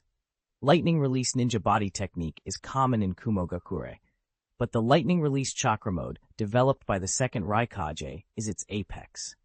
A ninja who masters that mode outclasses one who merely uses the body technique. A's left fist lashed out at blinding speed. Makui raised a guard, but A's heavy, lightning-charged blow still tore through and sent him skidding across the arena, slamming into the ground. Sizzle. Crackle. Lightning danced across the fighting platform. A's attacks were not only fast, but devastatingly powerful. Within a little over a minute, Makui was struggling to continue. What a youthful bout! Metkai, watching from the stands, felt his blood run hot at the sight of such close-quarters ninja body technique combat. This was exactly the kind of opponent he craved. It was a shame. The third round was the final preliminary. A victory would guarantee entry to the knockout stage. If he wanted a match with A, he'd have to wait and hope they met in the elimination rounds. Third round. Contestant number 20, Metkai versus... The referee read on. Metkai's opponent was a jonin from the mist. He didn't need to open any of the 8 gates. A few powerful rock-breathing techniques were enough to put the mist ninja down quickly. Contestant number 20, Metkai, advances. Ai withdrew his attention from the arena. He had watched Guy briefly, a famed taijutsu genius of Konoha's new generation. But Kumogakure's lightning release body technique, and especially its lightning release chakra mode, had a distinct edge over ordinary taijutsu. After his match, Metkai left the B1 section and headed to Area A to find his Konoha teammates. He went to A4, where Kakashi and Rin Nohara were. When he arrived, Rin's match was still in progress. Metkai looked around and saw Obito and Shisui among the group as well. After checking in, they discovered that everyone but Asuma, who had run into his own father, and Rin, who was still fighting, had advanced to the knockout stage. Asuma-senpai's really unlucky, Yamato said with regret. If he hadn't been matched with Hiruzen Sarutobi, Asuma might have made it through easily. The prize pool got bigger, so the competition stiffer, Obito added. He'd originally hoped to win first place, but now getting into the top 8 seemed like a major accomplishment. With the 5 Kage and so many renowned masters participating, the tournament was brutally competitive. When Rin's bout ended, the group returned to the hotel together. At 8 that evening, Hiruzen Sarutobi sat in his room, reviewing Asuma's performance and jotting notes about the young man's shortcomings. A knock came at the door. "Come in," he called. An Anbu entered. "Lord Third, Lord Fourth requests your presence." Hiruzen straightened. "At this hour? Has something happened?" He walked with the Anbu to Mu Yue's room. The Anbu announced them and waited outside. Mu Yue opened the door and invited Hiruzen in. "Is it urgent?" Hiruzen asked after sitting.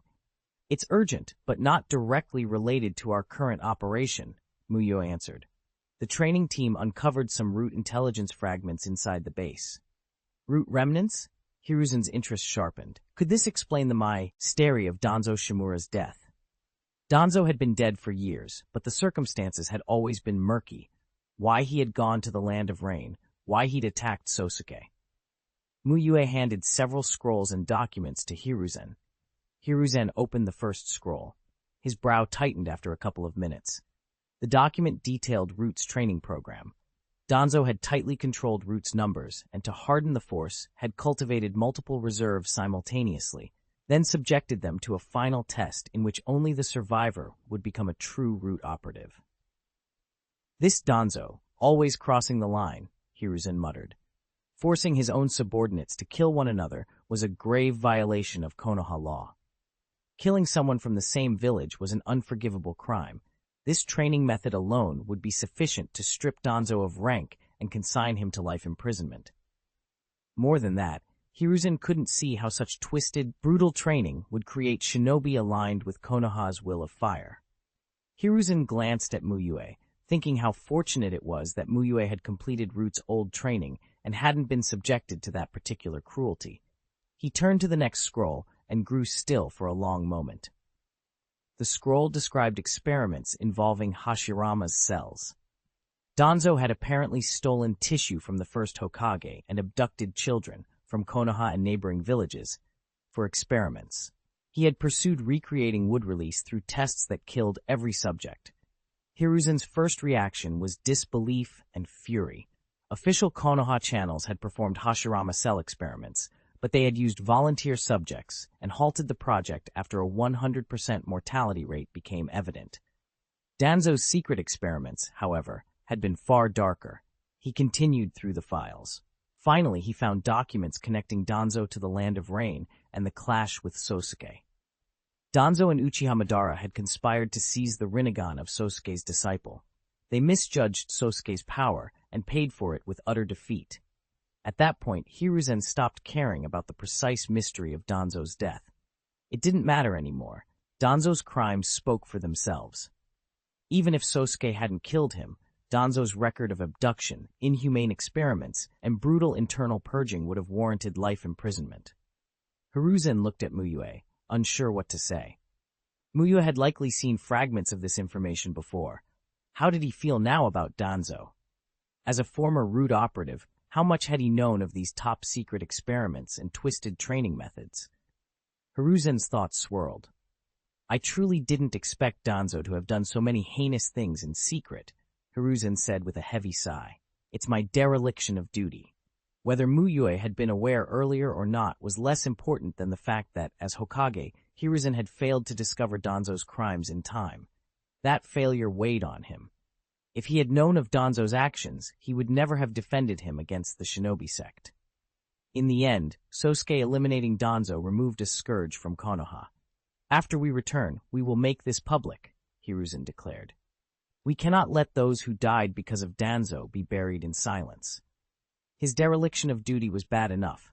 Concealing it now to protect his own reputation would be unforgivable. He could not face the first and second Hokage after that. I have arrangements prepared, Mu Yue replied. Danzo's sins were far greater than the village had known. Even in death, he must not be allowed a martyr's reputation. The earlier secrecy had been for other considerations, but in Mu Yue's view, Danzo did not deserve the honor of being remembered as a self-sacrificing assistant to the Hokage. Chapter 730. In order to be in the top 8, I can only defeat the Kazekage. 3 days after the preliminaries, the martial arts tournament officially began. To distinguish it from the youth martial arts tournament, the Shinobi sect had built a much larger open-air arena. Both the spectator stands and the combat ring were twice the size of the youth venue. The competition format stayed the same, random draws to determine the fighting order. May Sage Mu Yue bless me. May the Six-Path Sage bless me. Please give me a good draw. Obito clasped his hands and stared at the large screen hanging on the wall, praying for the perfect lot. In a tournament like this, unless you could truly steamroll everyone, luck mattered as much as strength. In the last youth martial arts tournament, a bad draw would have made second place impossible for him. Metkai was that kind of obstacle. But even luck had its limits. Being paired with a weak-looking candidate wouldn't help if that person was a Kage. A Kage was still a Kage. Names and numbers began to flash across the dark screen. Half a minute later, it was filled with tightly packed entries. Noah 1. Metkai. Obito scanned hungrily for his own name. He found it at 57. So far back, he muttered, and kept scanning to see who his potential opponents would be. Once the draw was out, the probable matchups became clear. If Metkai was number 1, then before the quarterfinals he only needed to watch Nazmir 1-8. Obito cursed under his breath. Useless Six-Path Sage, and how is Rin's luck worse than mine? Rin Nohara was number 63, and right after her, number 64. Rasa. Obito's eyes went wide. Rin's draw put her up against the Kazekage in her first knockout match. If both Obito and Rasa advanced, Obito would have to meet Rasa in the round of 16 just to reach the quarterfinals. He went numb. He would have to beat a Kage to reach the last 8. What kind of tournament was this? He kept calculating. If he made the quarterfinals, he'd likely run into his old opponent Nagato. Nagato's luck wasn't much better. He'd drawn the third Mizukage in the round of 16. Neither Nagato nor Obito faced world-famous powerhouses in their first 2 rounds, but each was likely to meet a major opponent in the round of 16. Obito looked for Kakashi and found him at 41. Around Kakashi's number were two notable fighters, Yekura, Tsunagakure's hero, who might be Kakashi's second-round opponent, and Killer Bee from the AB combo, a possible round of 16 matchup. Obito stopped there and hurried to Rin's side to try to cheer her up. "Rin, don't be discouraged. Everyone gets a bad draw sometimes. Look at Asuma, his strength isn't less than yours, and he didn't even make the knockouts." "It's okay," Rin said with a gentle smile. "I don't usually get to fight a Kage. Maybe this is luck in its own way." She hadn't minded the numbers much. At first, she might have hoped for a good result, but once she learned how many Kage and other top fighters were entering, she quieted down. She wasn't Obito or Kakashi. She was a medical ninja with limited combat ability. If her draw was bad, so be it. Obito scratched his head, relieved that Rin didn't seem shaken. He steeled himself inwardly. "Even if it's the Kazekage, I'll make him pay," he thought. If Rasa eliminated Rin, Obito would not let Rasa advance easily. Shisui, number 17, studied the screen and frowned. If he progressed, he might face Reshi in the second round and Yagura Karatachi in the round of 16. He knew both. Reshi led the Rock Ninja Blast Squad and was famous for explosion release. He had seen Yagura Karatachi fight several times and knew how dangerous he was. There are too many strong participants, Shisui thought. No one's path is easy. Might Guy walked beside Kakashi with a regretful grin. "My dear friend, it's a pity. We can only meet in the finals this time." Being number 1 and Kakashi 41 placed them in opposite halves of the bracket. To face each other, they'd both have to fight to the final. But the field was stacked. Migu T-Guy wasn't certain he could make it either. "The tougher the challenge, the harder we must fight. This is youth.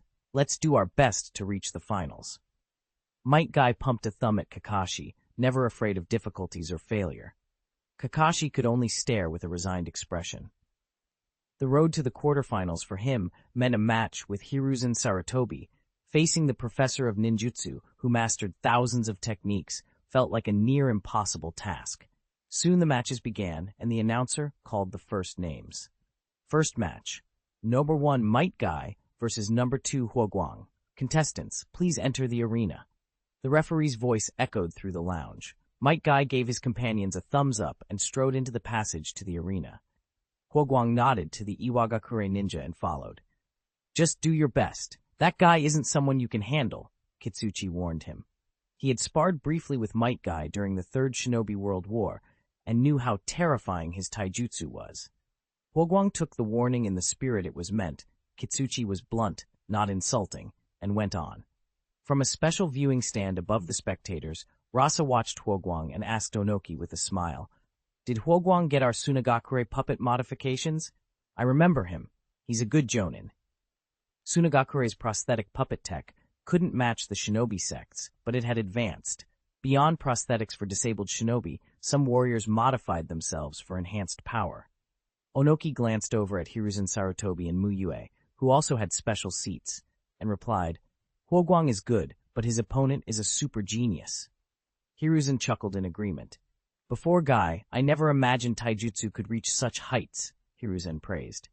Teacher Chen had been Konoha's strongest taijutsu user, but he mixed ninjutsu and genjutsu with it. Might Guy was purer. Aside from a summoning jutsu, he relied almost entirely on taijutsu alone. Mu Yue sat quietly, feeling odd chatting with his own shadow clone. On the arena floor, Might Guy's energy surged. 8 gates. Gate of limit, open, he shouted, opening the 5th gate. His chakra spiked and his breathing narrowed to razor focus as he employed rock breathing to maximize his physical output. Leaf strong whirlwind. Might Guy darted past the blades on Huoguang's puppet arms with dazzling speed, channeled chakra to his leg, and delivered a crushing kick. Huoguang flew like a cannonball into the thick wall at the edge of the arena and collapsed unconscious. Might Guy wins, the referee declared when Huoguang couldn't rise. Onoki's face showed no surprise. It had been expected. Huoguang was a capable jonin, but Might Guy was on a different level, a world-class taijutsu specialist, and a decisive victory wasn't shocking. The referee read on. The first round had few intense clashes between the most famous fighters. Many of the five Kage's early round opponents forfeited rather than lose face before so many spectators. Rin didn't concede, however, she fought but quickly succumbed to Rasa's magnet release. Yamato also fell in the first round. His opponent was Yahiko. Though not at Nato's level, Yahiko had trained extensively with Mu Yue, and being older, outmatched Yamato. When the first round ended, there was a 5-day break before the second round began. 7-31, the shock of the shadows, the terrifying Konoha genius. The second round was far fiercer than the first. With only 32 contestants left, powerful shinobi began to face one another, and the matchups became far more exciting. Contestant number 17, Uchiha Shisui versus contestant number 21, Reshi. When the referee's voice echoed through the arena, everyone in the stands leaned forward. This was one of the most anticipated fights of the round.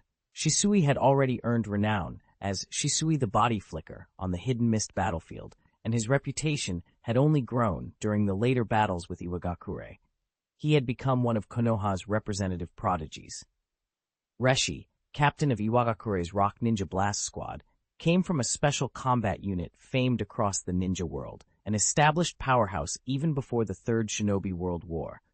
One was a super genius from the strongest village, the other, a veteran strongman from one of the 5 great shinobi villages. The age gap made the pairing intriguing. Would experience and raw power prevail, or would talent and technique decide the match? Shisui the Body Flicker versus Reshi of Explosion Release, a clash of Sharingan and Explosion Release. A great battle of Kekkei Genkai. Arguments erupted in the stands before the match even began. Reshi will win. Explosion Release is perfect for a ring match. No place to dodge once he goes all out. You didn't see Shisui's last match. He just glanced, and it was over. How can Reshi handle that kind of genjutsu? Reshi and Shisui paid no heed to the crowd. Each studied his opponent carefully. Reshi didn't underestimate Shisui just because he was 13. In the era of the ninja villages, they had developed counters against Uchiha with Sharingan, techniques that block vision, like Hidden Mist, to prevent Sharingan genjutsu. If a shinobi couldn't match that, the usual tactic was to flee and find allies. Even 2-on-1 could break genjutsu. Reshi knew this and had prepared accordingly. Shisui, meanwhile, had spent the 5 days between matches gathering everything he could about Reshi, the Rock Ninja Blast Squad's tactics, the explosive nature of his ninjutsu, and how it might be used in a ring. Begin! Both fighters readied themselves. Reshi formed seals in rapid succession and exhaled a choking cloud of dust that flooded the arena. Fire Release, Dust Mist. While not as effective as a Hidden Mist's water-laden chakra in suppressing the Sharingan, the Dust Mist could temporarily disrupt genjutsu and also served as an offensive screen.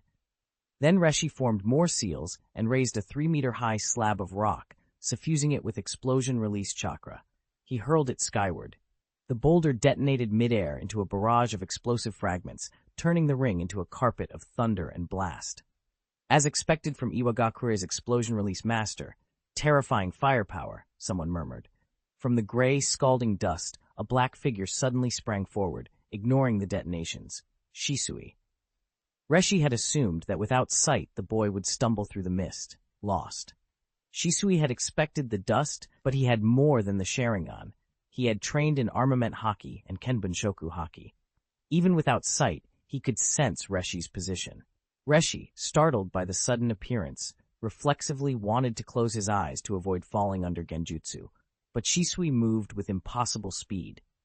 The moment Reshi thought to close his eyes, a faint crimson crept into his mind, and his evasive motion faltered. Realizing he had been trapped in genjutsu, Reshi forced his chakra to calm his mind and dispel it. When he opened his eyes, he felt something cold at his neck. Shisui stood already at his side. Reshi stared in disbelief. He had lost so easily. So many of his explosion release techniques had gone unused, and yet he was defeated. His breathing quickened for a moment and then steadied. It was hard to accept, but it was the fact. In a real fight, he might already be dead. Uchiha Shisui wins. The referee's call was decisive. Shisui retrieved his kunai, and the Konoha pavilion erupted in cheers. They had not simply beaten a random opponent, but a famed Iwagakure strongman. The Iwagakure supporters sat in stunned silence. How could their celebrated captain be felled by a mere youngster? Even Onoki in the viewing box was surprised. He'd known Shisui's armament haki had been seen before, but at the time its level didn't seem outstanding. Hardened chakra techniques were common in Iwagakure. Now it was clear. Shisui's sensory skill, combined with powerful genjutsu, made the result logical. The two combatants' overall strength might not have been miles apart, but information advantage plus the Sharingan in a one-on-one had produced a crushing, efficient win. As expected of Shisui, the body flicker, praised the third Mizukage. Shisui reminded him uncomfortably of Uchiha Madara. He thought about Yagura and the Three Tails. Perfect Jinchuriki pairings can resist genjutsu, so in other matchups, Shisui might not always have such clean victories. Hiruzen Sarutobi chuckled at the prospects. If Shisui had such strength, what might Obito and the others be capable of? Everyone in the viewing box watched the status panel with interest. Mu Yue studied Shisui's details. Name, Uchiha Shisui Chakra, 64,000 skills. Yin Release Chakra Nature Transformation, proficient, 5,209-15,000. Fire Release Chakra Nature Transformation, proficient, 3,440. Yang Release Chakra Nature Transformation, skilled, 1,400-3,000. Flame Breathing, proficient, 4,069. Armament Haki, proficient, 1,800. Kenbunshoku Haki, skilled, 2,000. Yang Release Breathing, skilled 1,000. Blue Flame, skilled 700. Shisui's skill set was impressive, but his young body hadn't fully developed, so his chakra reserves weren't at the level of top-tier veterans. Compared to his peers, though, he was overwhelmingly strong. Even Kakashi, 2 years older, had less than half Shisui's chakra without factoring special seals. Matches continued. The announcer's voice rose again. Contestant number 41, Kakashi Hatake, versus contestant number 45, Yekura. Interest rippled through the Kage box. Another genius versus renowned veteran fight, Konoha's young prodigy against Tsunagakure's famed warrior. Rasa, the Kazekage, was uneasy. If Yekura won, Tsunagakure would roar in approval. If she lost, the village would be shamed. He'd once planned to eliminate Yekura to stir trouble for the Shinobi sect, but the sect was too troublesome to provoke. He'd let the matter drop, and Yekura live. Go Yekura-sama, some Tsunagakure shinobi cheered. Yekura was popular. Her strength and combat record mattered most, though her looks were also admired. Yekura remembered a past duel with Mu Yue when Kakashi was still a child. Back then, Kakashi hid behind Hayate Mugetsu. She hadn't imagined that the boy would now stand on this stage and match her. Begin. Instantly, Yekura spun a shuriken and hurled it at Kakashi. She drew a kunai and surged forward on a chakra-augmented charge. Kakashi replied with his own shuriken, intercepted hers, then focused his breathing and entered Transparent World. Scorch Release, Excessive Steaming Murder. Scorch chakra erupted from Yekura and condensed into 5 human head-sized fireballs around her. As she lunged with her kunai, the fireballs converged on Kakashi from multiple angles. The technique required no hand seals and, combined with her taijutsu, made her lethal to many jonin. But Kakashi had activated Transparent World, and Yekura's intent was too predictable. He flicked to the side, causing her attack to miss, and launched a lightning kunai. Yekura hurriedly merged her fireballs into a single massive blaze to absorb the strike. The first exchange left neither fighter dominant. They traded blows several times, evenly matched, each probing, each wary. Kakashi's style depended on mobility and potent lightning blade techniques. Yekura's on devastating scorch release combined with taijutsu. Mistakes would be fatal for either side. After the test of skill, Kakashi prepared to end it. He concentrated Tiu, the extreme, and entered lightning-breathing chakra mode. Drawing the white fang from his back, his aura surged. Yekura sensed the shift and struck with a volley of fireballs, intending to force Kakashi back. Kakashi moved faster than she expected. Flash! Godspeed! He gripped the white fang, assumed a forward stance, and released a massive burst of lightning release to fortify his body. Electricity danced across him, and with a thunderous roar, he dashed forward like a meteor, an almost instantaneous flash across the arena. Several scorch fireballs were torn apart by the lightning's power. Others missed. Yekura was hurled backward like a kite with a snapped string. Kakashi sheathed the white fang without looking back. Kakashi Hatake wins.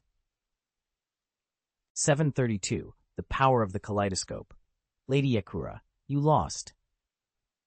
The Sand Shinobi watched in stunned silence. Just moments ago, she had been holding her own, so how had Yakura suddenly been defeated? She was their hero of the sand. How could she fall to a young Konoha prodigy? Some of them glanced at Kakashi's familiar white hair and couldn't help but think of the terror once inspired by the Konoha White Fang. When White Fang rose to fame, Tsunagakure had paid a heavy price. Now Kakashi performed beyond what White Fang had at the same age. With that same pale hair, some sand shinobi whispered that they might be witnessing the birth of a new Super White Fang. Seeing the sand ninja's reaction, the Iwagakure shinobi felt a little vindicated. Even Tsunagakure's finest had been stunned by a Konoha genius. This didn't mean Iwagakure's veterans were weak. It showed just how abnormal Konoha's young prodigies were.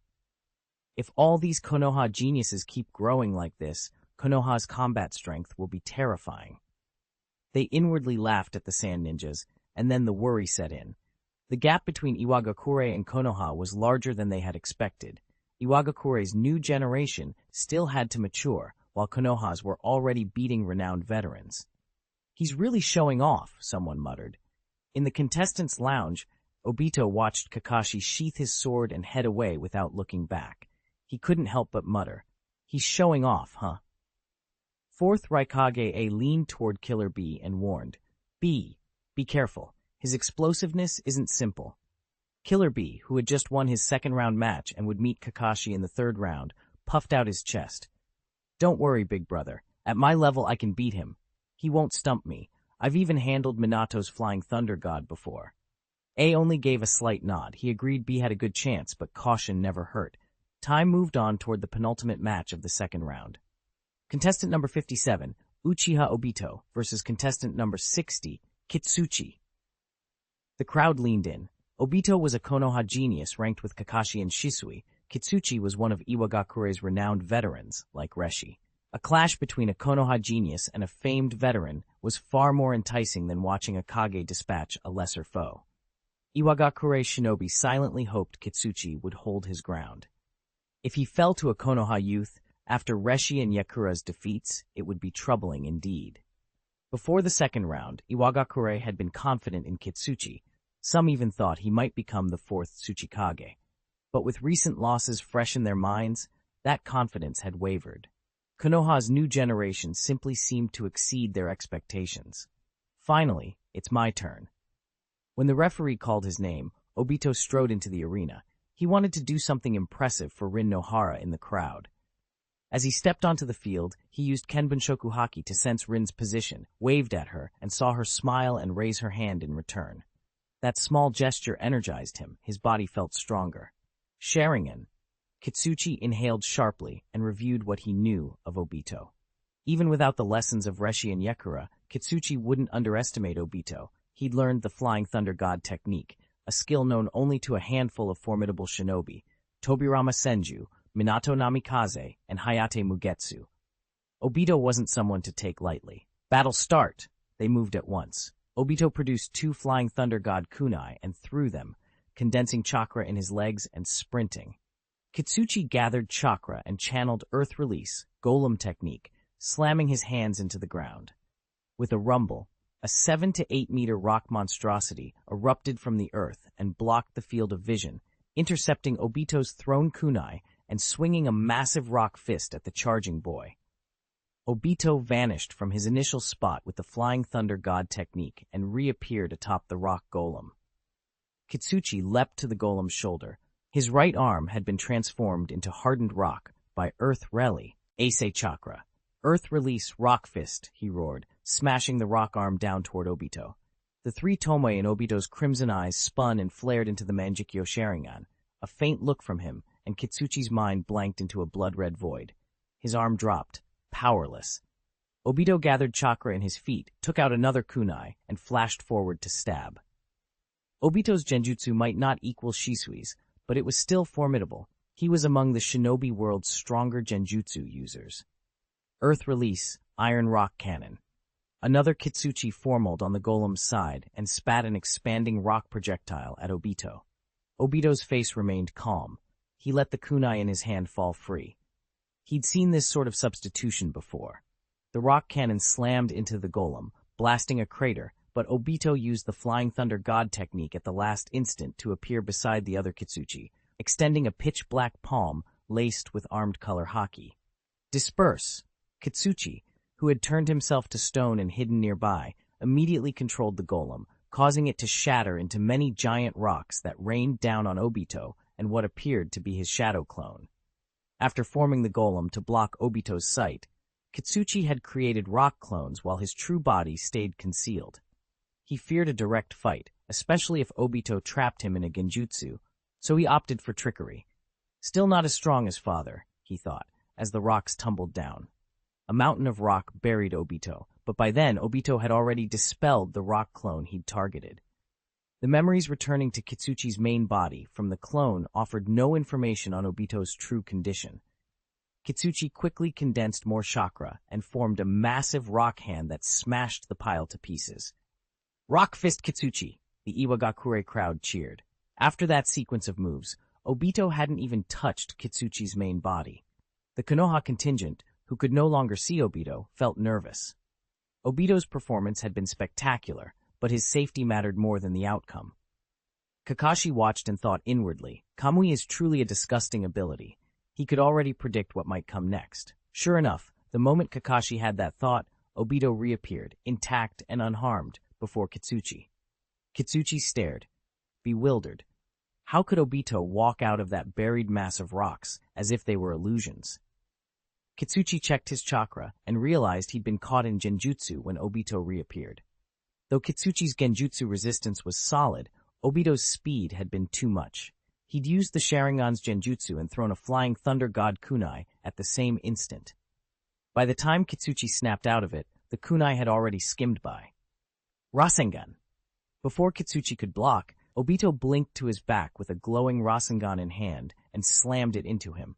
The compressed chakra detonated. Kitsuchi was hurled like a wrecking ball, crashing heavily into the ground and shattering the earth beneath him. The crowd froze at how quickly the tide had turned. The Iwagakure shinobi who'd just been celebrating fell silent. The Konoha side's worry melted into smiles. Asuma! Obito! Well done! Asuma shouted loudly. He enjoyed seeing the Iwagakure bristle when Konoha showed prowess. Grinning at the sour faces in the crowd, he cheered Obito on. Other Konoha shinobi echoed him, calling Obito's name. The Iwagakure faces only darkened further. Two of their famed veterans had already been bested by Konoha geniuses. No one dared to boast aloud, though quiet grumbling went on. So what if he beats Kitsuchi? One Iwagakure shinobi muttered inwardly. He'll meet Rasa next and lose. He won't be able to beat the Kazekage. Rasa Kage would next face Obito if Obito advanced. Despite being the youngest Kage, Rasa was at the peak of the shinobi world. Few believed Obito could overcome him. Uchiha Obito wins. The referee declared Kitsuchi unable to continue. On the high platform, Onoki frowned. Obito had used an intangibility that looked like a genjutsu or substitute tie-in trick to the watchers, but after witnessing it personally, Onoki suspected Obito's ability was no simple illusion. One appearance wasn't enough to be sure. He'd find out more in the next round. Onoki glanced toward Rasa. If Obito met Rasa, he would be pushed to his limits and Onoki could gather clearer information. Rasa himself looked calm, unreadable. He'd come this far. He was a rising star who had been humbled by Mu Yue, and he still wanted another spar with Mu Yue. He believed their earlier clash had left him injured only because he'd been careless. Another fight might go differently. When the referee called Rasa's match, Rasa snapped back to the present and walked to the arena. Everyone expected him to win. With a sweeping magnet release, Gold Dust, he immediately defeated his opponent and exited the field. Lord Rasa wins. Martial Arts Tournament Round 2 ends. The referee announced the last result and left the arena. The spectators stood, already thinking ahead to the third round in 5 days. Only 16 contestants remained. Besides the 5 Kage, the rest were either renowned veterans or exceptional geniuses like Kakashi and Obito, promising fiercer battles to come. 733. Will he win? Obito, you were amazing when you walked out from under that pile of rubble. You should have seen the look on that Iwagakure ninja's face, Asuma said, clapping Obito on the shoulder and laughing. It was like he couldn't believe it. How can this guy take such an attack and be completely fine? Asuma's voice still carried the thrill of the moment, but it brought with it a sting of regret. He, a shinobi, had been knocked out in the preliminaries and missed the grander stages of the tournament. When he went home, he thought angrily, he'd have to tell his mother how that old man had left him in such a state. If not for his father's interference, with a little luck, he might have made it to the second round and faced real heavyweights. Obito, however, shrugged it off. It was okay. Thinking back, there were a lot of things I could have done better, he said modestly, chuckling and stealing glances at Rin Nohara beside him. The praise from his comrades felt good, but what mattered most to Obito was Rin's opinion. You were great. Everyone was shouting your name, Rin said, smiling brightly. Obito scratched the back of his head, trying to keep his grin from sounding smug. Raito Namiyashi, standing nearby, scowled inwardly. He thought Obito must deserve a beating for his cockiness, but could never bring himself to do it. Kurenai Yuhi sighed softly. She and Raito had judged their own strength insufficient and hadn't entered the tournament. Since Obito and his friends had graduated, the gap between them had only grown. Even Asuma, once the strongest among their group, had been left behind. They strolled back to the hotel together, laughing and trading stories. Once inside, everyone dispersed to their rooms, fighters to rest, spectators to lie down after sitting for so long. Obito dropped onto his bed and lay there grinning. Heh, Rin praised me again. He could still see Rin's smile in his mind and wiggled on the mattress, wishing his eyes could act like a camera so he could save every one of her expressions. After a few minutes of silly daydreaming, he sat up, found the contestant dossier Mu Yue had given him, and started reading. Information was everything in a battle. If Kitsuchi knew about Kamui, Obito would have to plan differently. He flipped to Rasa's page. Rasa, the Kazekage, had mastered magnet release, able to turn chakra into magnetic force. That made magnetic weapons dangerous to use against him. His common ninjutsu were listed in detail. Obito went over the notes carefully. He didn't think himself strong enough to take a Kage head-on, but he wouldn't give up. This was a once-in-a-lifetime opportunity, meeting a Kage from another village, possibly challenging one. Rasa, one of the youngest Kage besides Mu Yue, was the most ideal opponent. Obito let himself entertain a ridiculous hope. What if he could win? What if one day he was in perfect form while Rasa was off his game? What if Rasa wasn't as strong as rumors said? If he beat the Kazekage, he imagined the arena exploding with cheers from the Konoha ninja. Strangers would stare in disbelief. He'd become a legend, a new great in the ninja world, a name carved into Six Path City history. People would tell stories of 15-year-old Uchiha Obito defeating the Kazekage. Rin would look at him with shining eyes and say, "Obito, you're so strong. If it's you, you'll definitely end the war and bring peace." Their relationship would warm quickly. They'd marry when they were adults and have a child in the first year. If it's a boy, name him Uchiha-un. I like flame-breathing. If it's a girl, Uchiha Lily, because Rin likes flowers, Obito mused. Then he paused. Maybe having a child so soon after marriage was too fast? Would a kid get in the way of their relationship? Kakashi, what are you doing in there? Why aren't you opening the door? A voice interrupted. Obito hadn't realized someone had knocked. He shuffled to the door and opened it to find Kakashi standing there. Why are you taking so long? Kakashi asked, glancing at the messy row. I was thinking about whether or not to have kids, Obito blurted out. Kakashi took a step back, eyeing him as if Obito might be unwell. Don't say stupid things. That's just the plot of whatever ninja novel you're reading, Obito hastened to add with a wave. Kakashi gave him a deadpan look, but didn't argue. Rin asked if you want to go to the Six Path City night market tonight. Obito's eyes lit up, then dimmed a little when he saw Kakashi's expression. Sure. Why not? What about Rin? She's probably asking Shisui and Asuma, Kakashi said. Obito nodded. He guessed it'd be a group outing. Of course he'd enjoy going with friends, but what he really wanted was time alone with Rin. They noticed someone missing from the expected group, and Obito asked, "Where's Guy? Isn't he coming?" Rin explained. Guy said he's close to mastering the armament hockey secret technique, so he wants to train and try to perfect it before the third round. As expected of Guy, Obito said admiringly. Training with Mu Yue had been harder than Ninja Academy had prepared him for, and the thought of Might Guy's effort had pushed him through when he wanted to give up. When they'd first met, Obito had laughed at Guy's reputation as dead last, but after seeing his dedication, Obito had nothing but respect. As expected, the opponent is a Raikage candidate. Guy must feel a lot of pressure, Asuma said. Kakashi shook his head. Not pressure. Guy just won't retreat a second time. They'd once faced a near-death crisis involving the fourth Raikage. Back then they were weak. To avoid dragging Mu Yue down, they'd retreated. Kakashi thought that experience might have left Guy with a burning need to defeat the fourth Raikage rather than humbling him. Asuma grinned and gave a thumbs up. Guy's got a real man's spirit.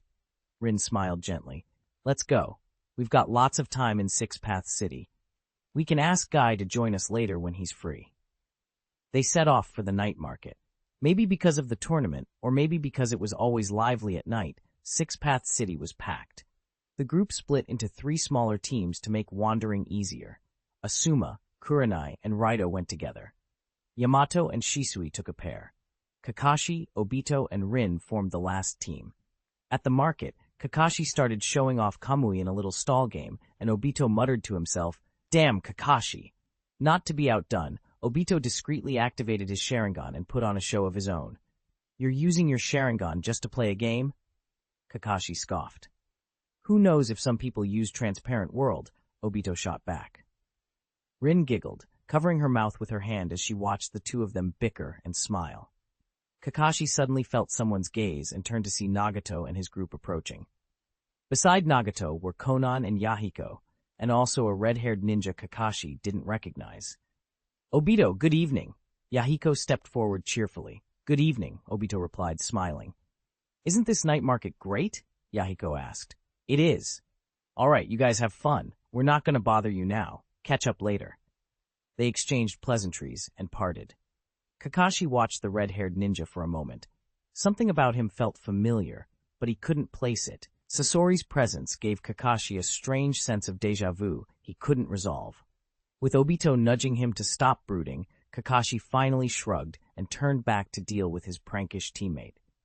They melted back into the crowds, the warm lights and chatter of the market swallowing them up as the evening stretched on.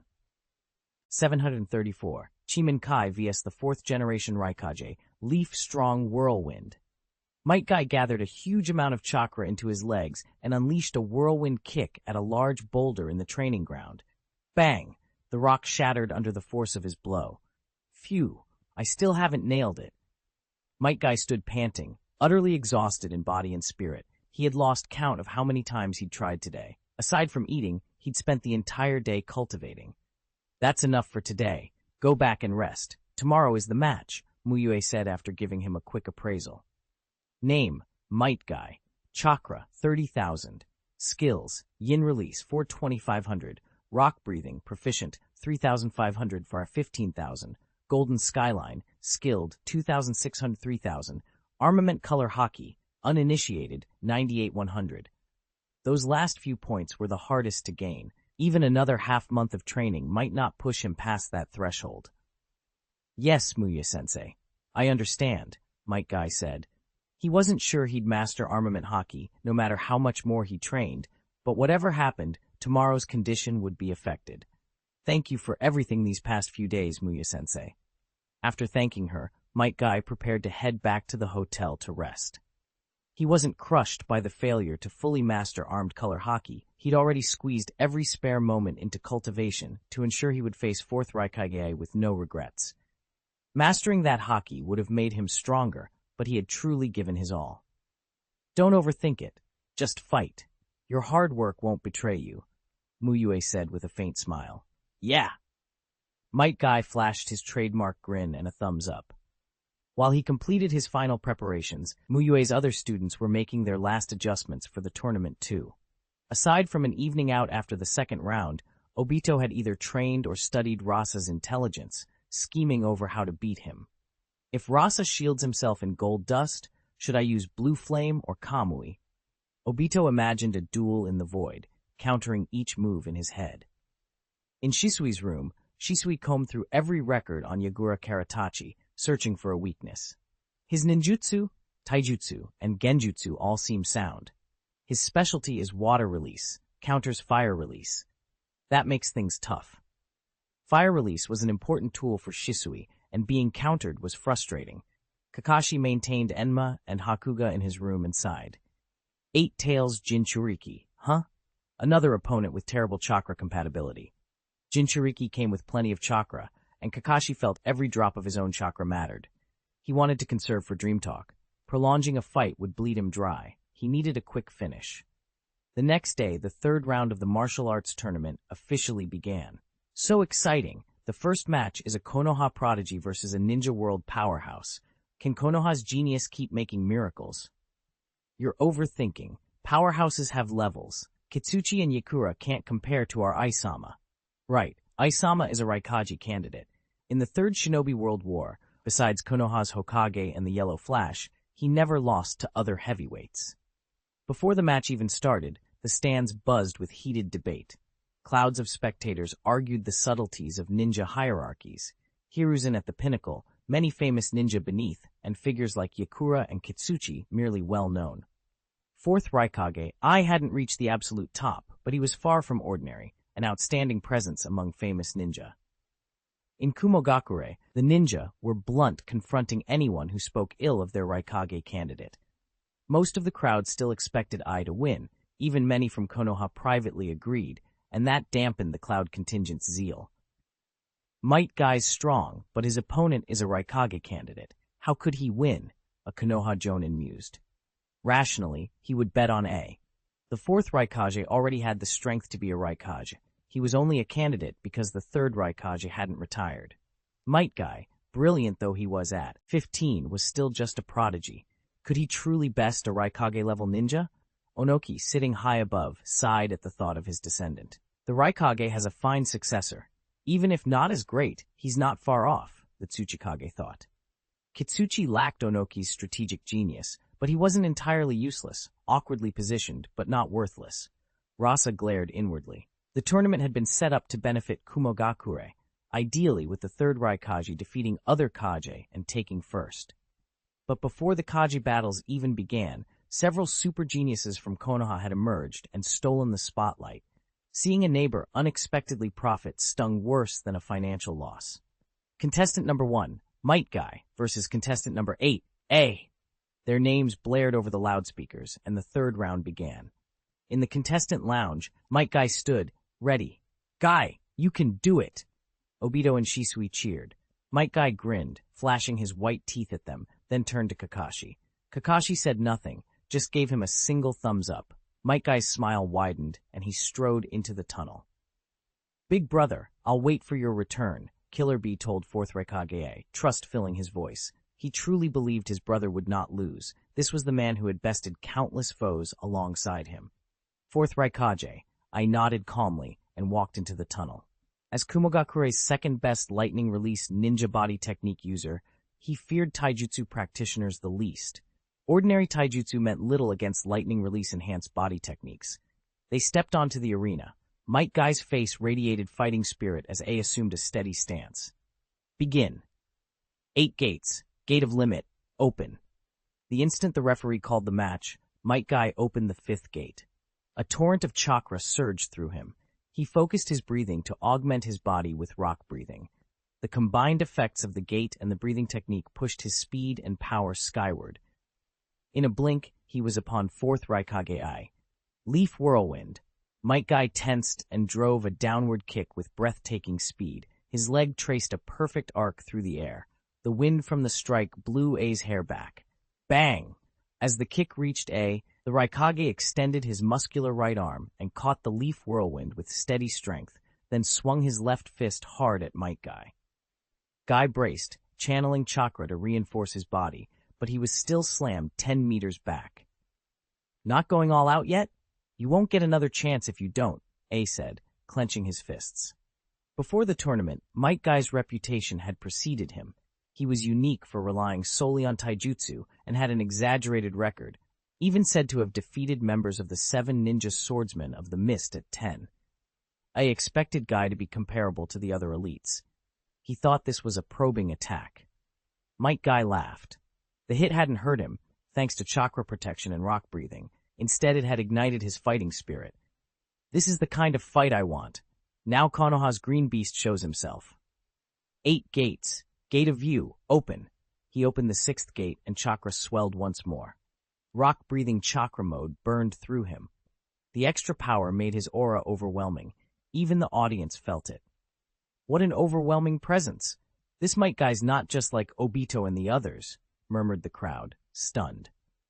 A acknowledged the aura with a small smile and poured his gathered chakra into lightning release. Lightning release chakra mode. Sizzle, crackle, blue lightning danced over his body as his power jumped to terrifying levels. Facing a prodigy who'd taken down heavyweights, I used his lightning release seriously for the first time in the tournament. It's Ai-sama's lightning release chakra mode. The match is over. A cloud ninja declared, convinced Might Guy couldn't stand against a serious Raikage-level assault. Whoosh, whoosh. Both fighters vanished and reappeared in an instant as blue and green flashes streaked over the battlefield. Morning Peacock! Might Guy gathered blazing chakra into both fists and unleashed a rapid flurry. Fists cloaked in searing flames ripped through the air, snapping like fireworks. But A's speed was unbelievable. He dodged the attack with ease. The flame struck the ground and turned the earth to scorched black. Lightning style. Kill! A refused to be passive and countered immediately. A hand blade crackled with lightning, aimed straight at Might Guy's waist. Leaf hand blade. Might Guy couldn't sidestep, so he met the incoming blade head-on, pouring chakra into his palm and colliding with the lightning. Boom! The impact shattered the ground beneath them, a cloud of dust rising. The audience gasped. So much power, even with forces canceling each other, that a person struck might have been ripped apart. They didn't stalemate long. In half a second, A unleashed even more ferocious lightning release, his hair trembling from the power. Bang! Might Guy was sent hurtling backward again. Ha ha! Guy laughed wildly. Blood trickled from his palm, and he was at a disadvantage, but he laughed because he realized this Raikage candidate wasn't as invincible as he'd been painted. He had expected to need the 7th gate and rock-breathing chakra mode combined to confront I head-on. Yet he was only using the 6th gate and still kept pace, only slightly slower. Now, Konoha's blue beast will appear. 8 gates, 7th gate, gate of view, open. Might Guy roared and unleashed a surge of chakra far beyond what he'd used before. His aura leapt to a new, unprecedented peak. The cloud ninja in the stands stiffened as a wild and terrifying energy washed over them. They'd already been surprised by his strength. They hadn't expected him to go even higher. Even the Kaji on the high platform shifted subtly as they felt the monstrous aura. 735. Daytime tiger tears thunder boom. Whoosh! The force Might Guy suddenly unleashed was terrifying. The ground beneath him couldn't withstand it. Cracks spidered outward. Gravel and dust kicked up in concentric rings. The blast slapped 4th Raikage's clothing and stung his eyes with grit. What? This aura, he muttered, stunned. A's face showed genuine surprise. If Guy using the 6 gates combined with rock-breathing chakra mode had impressed him, Guy in 7 gates with rock-breathing was outright shocking. Guy simply stood there, and yet his chakra pressed like the presence of a true powerhouse. Blue steam swirled around him as he charged, closing the distance to I in an instant and throwing a heavy punch. A, in lightning release chakra mode, met the blow with his own fist wrapped in electricity. Bang! There was a thud. A flinched, disbelief written across his face, then was hurled backward by the impact, slamming into the arena wall and leaving a jagged crater. His strength, actually this strong? A scrambled to his feet, a shadow of gravity on his face. His pride had been outmatched. The cloud ninja in the stands were stunned. This was their Raikage candidate, their next potential Kage, and he'd been pushed back. Guy is that strong? Raido Namiyashi breathed. He remembered Guy's endless training and pressure, but hadn't expected this. Aisama won't lose. He hasn't used his full power yet. When he maxes out lightning release, his hair will stand on end, someone who knew lightning release chakra said. As if on cue, I unleashed a primal cry, tearing open his clothes to let his lightning release chakra surge. His muscles swelled, veins standing out, every strand of hair rising stiff as needles. His aura intensified, and Guy charged again. Lariat! A braced his right elbow with his left, concentrating chakra into a brutal elbow strike. Konoha, great rock rising. Guy bent his arm and met A elbow to elbow, both condensing massive chakra at the joint. The clash of A's ultimate lightning release technique and Guy's gates-enhanced rock breathing erupted into an enormous shockwave. The crowd's hair was blown back, loose objects lifted by the blast. A slammed into the arena edge again, tumbling backward. This isn't enough, A thought, horrified. He had pushed lightning release to its limit and still couldn't match Guy. How strong was this boy now? Guy's face split into a flush of exhilaration. The close-quarters taijutsu fight thrilled him. He gave Ai no respite. The power of the seventh gate with rock breathing was enormous and dangerous to sustain. He had to finish it fast. A's expression hardened. The match was slipping away. Guy charged headlong. Lightning-style kill, horizontal chop. A gathered every last scrap of chakra, concentrating high-voltage electricity into both palms, his trump technique, trained to a razor's edge. If this couldn't stop Guy, he would accept defeat. As they closed, Guy suddenly clapped his hands together. The air compressed like a solid, then detonated outward, a roaring, bone-chilling blast. Noon Tiger. From the compressed air, a massive tiger formed, a living shape of pressure, teeth bared, eyes fierce. The roaring shockwaves radiated from it. The referee nearest the ring braced himself with chakra. Staff quickly raised the arena barrier to protect the spectators. The tiger-shaped air cannon slammed into A's lightning blade, and the collision was deafening. The ground bucked, the earth tore, and rock flew as if the arena had been loaded with explosive tags. A vast crater opened in an instant. A gritted his teeth. His right palm was sliced by the Noon Tiger's force, blood seeping before lightning release's rapid recuperation could begin. Repeatedly on the receiving end, his hand turned into a bloody mess. He pushed his chakra harder, desperate to turn the tide. He was representing Kumogakure in the tournament. He could not fail. But the seventh gate with rock breathing was too much. His body was blasted backward at extreme speed, another crater forming where he strode. Blood seeped from his wounds. No matter how iron his will, it could not be converted into the raw power needed to match Guy. Guy exhaled, quickly closed the gates, and let his rock-breathing chakra fade. Mu Yue-sensei, I'll never let you fight alone again, Guy thought, grinning, then flashed a thumbs up toward Mu Yue on the high platform. He had grown, maybe not equal to Mu Yue, but now fit to be his aide. Killer Bee watched with wide eyes. Big brother! He wanted to rush forward, but Nagato moved in front of him with a flicker. Someone will take him for treatment. What do you intend to do by running over now? Nagato asked coolly. Bee pushed, but underestimated Nagato's strength and chakra. Nagato held him fast. Bee only then remembered who blocked him. Nagato, once hailed as the ninja world's greatest genius. That title was being debated now, given the feats Kakashi and others had shown, but Bee didn't care for rankings. If anyone stopped him from getting to his brother, Bee would fight.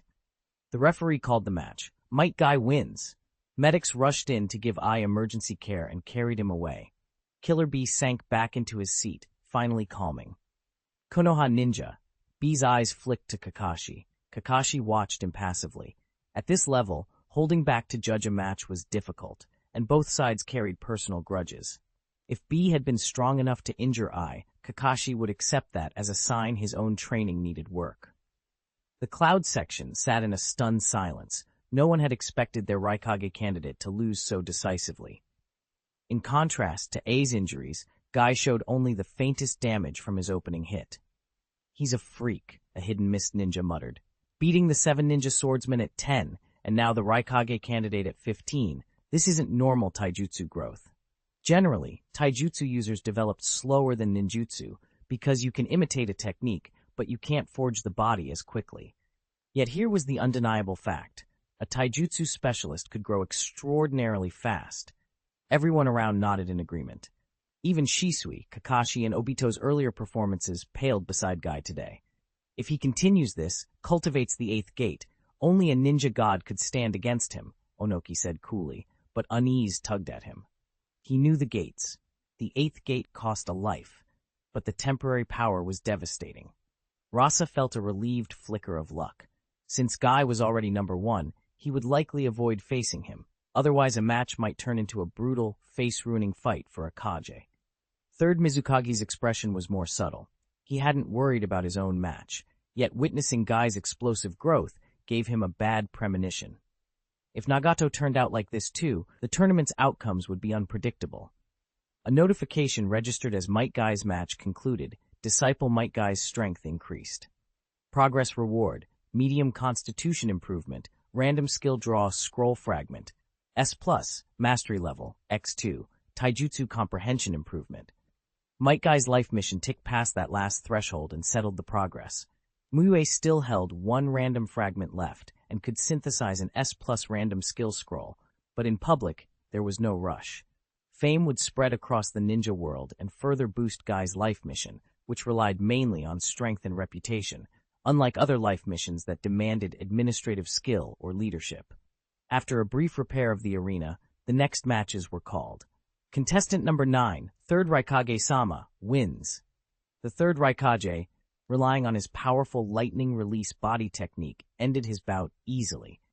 Guy, watching from the waiting room, clenched his fists with excitement. Next, he would face a Kage even stronger than A's candidate.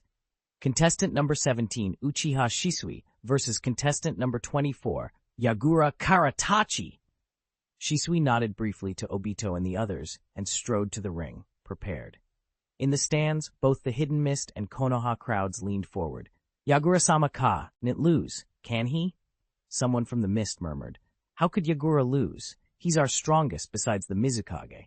Another mist ninja grumbled but kept silent. After all, I had just been defeated by Konoha's monster. This generation of Konoha prodigies was extraordinary. Everyone seemed more monstrous than the last.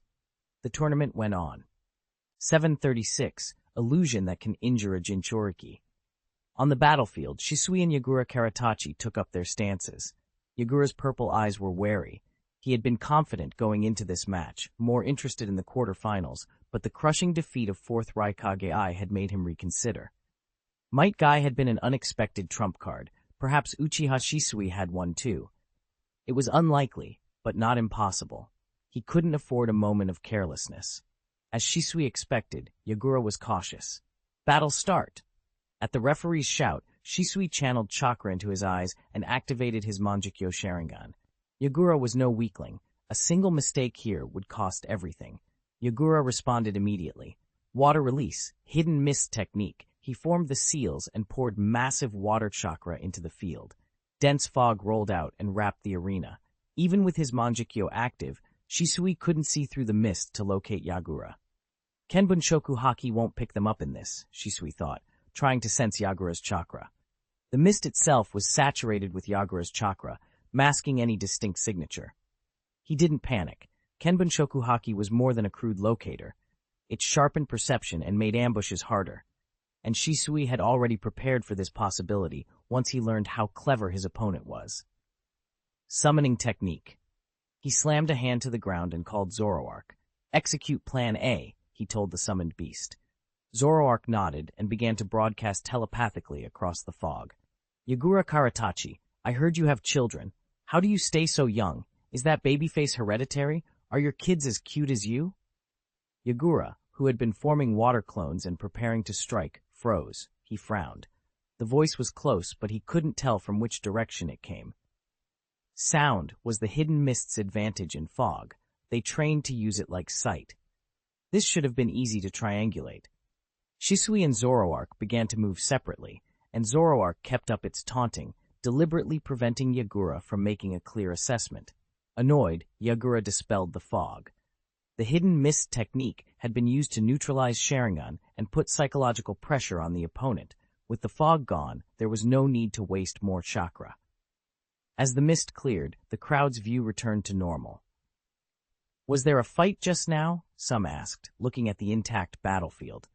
Apart from the sudden appearance of a large fox and a slight shift in positions, nothing seemed damaged, a rarity when high-level shinobi clash. Of course there was, an observer explained. Shisui the Body Flicker is a master of genjutsu. Sharingan genjutsu needs eye contact to work. Using the hidden mist should have neutralized it, so whatever Shisui did must have forced Yagura to remove the fog and then fall victim to the genjutsu. The crowd murmured. The real fight had been invisible to most eyes. Fire release, world-destroying flame. Zoroark's voice echoed again in Yagura's head. Hearing such an extravagant name, Yagura instinctively converted chakra into water nature to counter it. Boundless black flames spewed from Zoroark's maw, forming a spreading sea of fire that rushed at Yagura. He cursed inwardly. Shisui's summon was strong. As Yagura prepared a full-power water counter, his chakra was suddenly disturbed by the three tails within him, and the world flipped. The black inferno dissolved, and in his vision a single, great fireball, 3 meters high, lofted lazily toward him. Genjutsu again! How did he do that? Yagura thought, frowning. Genjutsu was one of the basics. Larger area illusions were normally easier to break. Even a Jonin's wide genjutsu could be released by a chuunin who knew how. He and Zoroark had been over 100 meters apart, yet he couldn't snap out of it without the three tails' help. He felt a bitter relief as the tailed beast began to interfere with his chakra.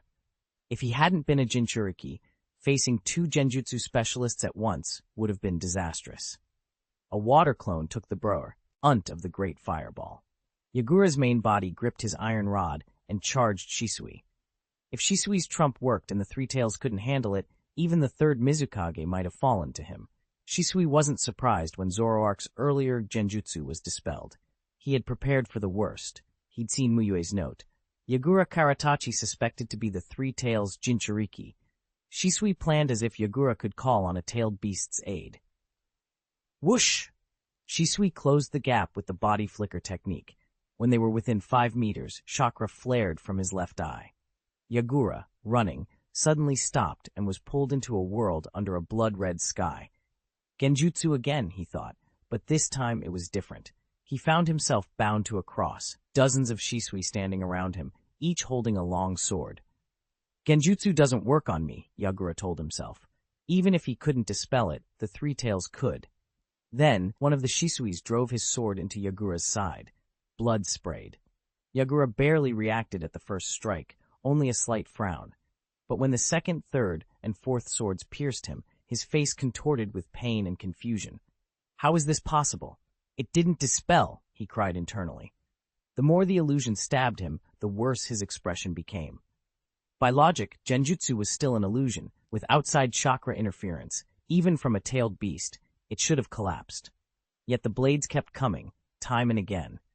Finally, he felt the three tails force its interference into his chakra. The blood-red sky broke apart, and the blue sky returned. The relief was short-lived. A scorching, unbearable pain washed over him. The three tails had shortened the genjutsu, but not before countless piercings had been inflicted. Yagura's pupils dilated. The agony nearly took him to his knees. The similarity to Tsukuyomi was unmistakable. This Mangekyo genjutsu wasn't just tricking the mind. It had left real, agonizing effects on his body.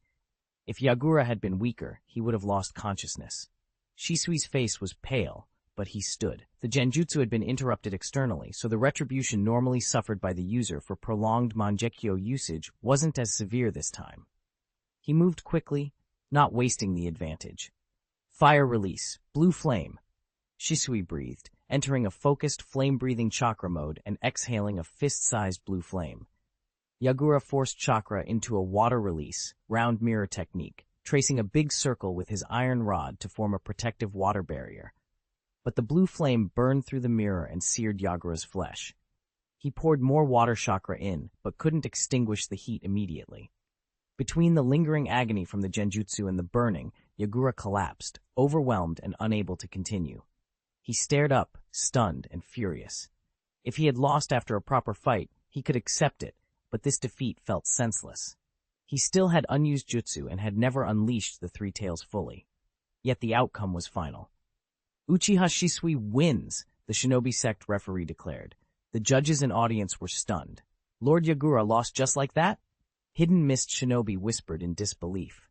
To them, Yagura had charged, suddenly stopped, then inexplicably looked gravely wounded and was quickly finished. That made the match seem baffling and unexciting. What kind of genjutsu was that? Terrifying, the third Mizukage said grimly. He understood the battle. Yagura had been careless and fallen into a genjutsu, but he couldn't fathom what could cause such intense mental damage so quickly that even the Jinchuriki's tailed beast couldn't counter it fast enough. He sighed. Even a Jinchuriki who communicated well with their beast wasn't immune. One couldn't be careless in this world. The other Kage were less alarmed. Some of them had seen Metgai's surprises before, and many didn't even know Yagura was a Jinchuriki. Had they known that a Jinchuriki aided by their beast was still defeated by Shisui's genjutsu, they would have been much or worried. This was no ordinary Uchiha prodigy anymore. Vigilance was necessary. Mu Yue glanced at Shisui's life mission. 2 years earlier, 70% of its reward had been settled. Now the progress read 79%. Shisui had the highest life mission completion among the disciples. The final percent was getting harder. Mu Yue guessed the last one would take months. The tournament moved on. Match 25, Onoki versus a Kumogakure challenger. Onoki didn't bother with Dust Release. He beat his opponent easily using Earth Release. Match 33, Hiruzen Sarutobi versus a Tsunagakure Shinobi. Hiruzen finished his match cleanly in about a minute. The audience expected little less from the 5 Kage, and many were waiting for the later Kage showdowns. Contestant number 41, Kakashi Hatake versus contestant number 48, Killer B, the announcer called, and the next bout rolled into motion. 7:37, Purple Thunder slashes 8-tailed Kakashi Hatake versus Killer B. The announcement echoed through the waiting room. Killer B and Kakashi rose at the same time. Killer B fixed Kakashi with a glare full of battle intent and strode quickly down the corridor. Based on what he'd heard, Metkai, who had once severely injured his elder brother, was a good friend of Kakashi's. B wanted to avenge his brother and make sure Kakashi paid. Kakashi left the waiting room with a calm expression. The opponent's attitude didn't matter. What mattered was whether he was ready. When the two men stepped into the arena together, every eye in the stands converged on them. It was a rare, internal clash between super geniuses. Killer B had become famous early thanks to the AB combo, but he wasn't old, only a year older than Nagato. "Aisama has already lost. Bei-sama, you must win," a Cloud Ninja cried, his eyes fixed on the arena. If Killer B lost again, the new AB combo of Kumogakure would be publicly bested by Konoha's geniuses. That would be an embarrassment for the village. The AB combo weren't like the 7 swordsmen of the mist. The latter were the Mizukage's blades, while the AB combo were the 2 most outstanding individuals of Kumogakure, the ones destined to be the village's greatest strength.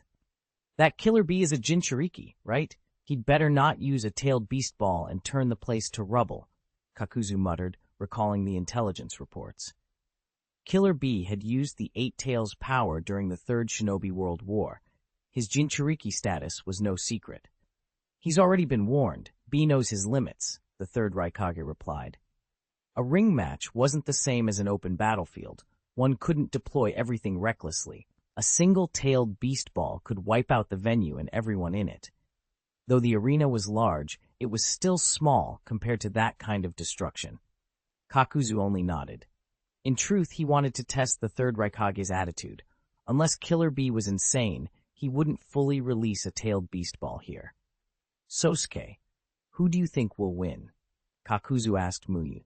"Kaseka." Skills: Lightning Release Chakra Nature Transformation. Mastery, 5415. Earth Release Chakra Nature Transformation. Mastery, 2800. Hatake Swordsmanship. Mastery. Lightning Breathing. Mastery, 5700. Armed Color Hockey. Proficient, 2700, 3000. True Dream Discourse. Proficient, 2100. Name, Killer B. 5 Vivid.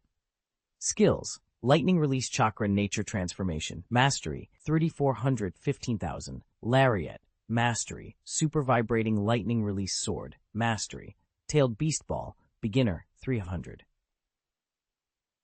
"It's 50-50, but I'm more optimistic about Kakashi," Mu Yue said after glancing at the profiles. Chakra alone didn't decide a fight. Kakashi's skill set and proficiency were higher. In a wild life-or-death battle, it might be hard to tell, but in a ring match, Kakashi had the edge. Compared to an 8 Tails Jinchuriki, Kakashi actually has a higher chance? Tsk, tsk. Konoha is impressive, Kakuzu sighed, casting a glance toward the Hokage's seats. Onoki's face stayed neutral, though he found his attention drawn to the arena. He believed Killer B would win. Still, he couldn't ignore Sosuke's opinion. Sosuke was far stronger, and his insight could be superior. The third Raikage remained unmoved. Until the result was out, he would trust Killer B. He'd seen B's efforts daily and believed the boy might one day even surpass 4th Raikage. "Battle start," the referee called when both combatants were ready. "Lightning breathing, full concentration." Kakashi answered the call and pushed his breathing technique to its limit, slipping into the transparent world state. He couldn't leave margin for error like Metkai. He had to be cautious and precise. Wild Crane Blade. Killer B tossed the 7 swords from his back into the air and caught them with various parts of his body. Chakra flared from his feet, and he lunged at Kakashi. Sevens, word style. Kakashi's eyes narrowed. He'd never seen anyone wield 7 swords at once, but B's movements were far from awkward, clearly the result of intense training. Kakashi drew Enma, choosing the stronger weapon instead of White Fang. He intended to end the fight fast. They closed to within 5 meters. B's figure blurred, and he appeared on Kakashi's left, using his body to swing several razor-sharp blades that bit with a chill. Kakashi, already in transparent world, twisted his body at impossible angles and slipped through each strike as the sword light flashed by. B didn't stop. Lightning release danced over his blades, turning them into crackling, blue-tinged thunder and increasing their speed. Kakashi answered with lightning breathing, pushing his body harder. The 7 swords wove a dense net of attacks, but each blow met Enma. Even at B's most ferocious, he could not leave so much as a scratch on Kakashi. Kakashi moved through the onslaught with flawless timing. Every dodge, every counter, a perfect defense. "All my attacks were read through," B admitted, annoyed despite himself. Kakashi's swordsmanship far outclassed his. Yang Seal release. Kakashi seized a brief opening and opened his Yang Seal. The lightning mark on his forehead flared, and his aura swelled. He entered a lightning-breathing chakra mode, channeling Yang Seal chakra to enhance his breathing technique. His body and lightning release power surged. Lightning release, false darkness. Kakashi didn't form hand seals. He let loose a torrent of concentrated lightning release chakra, spewing a thick stream of electricity toward B. At that close range, dodging was nearly impossible. B crossed his arms and erupted with a monstrous aura. Thick, materialized red chakra swelled around him, a violent, terrifying presence filling the arena. The lightning struck with a thunderous sound, but left only a few charred marks that healed almost instantly. He finally used it.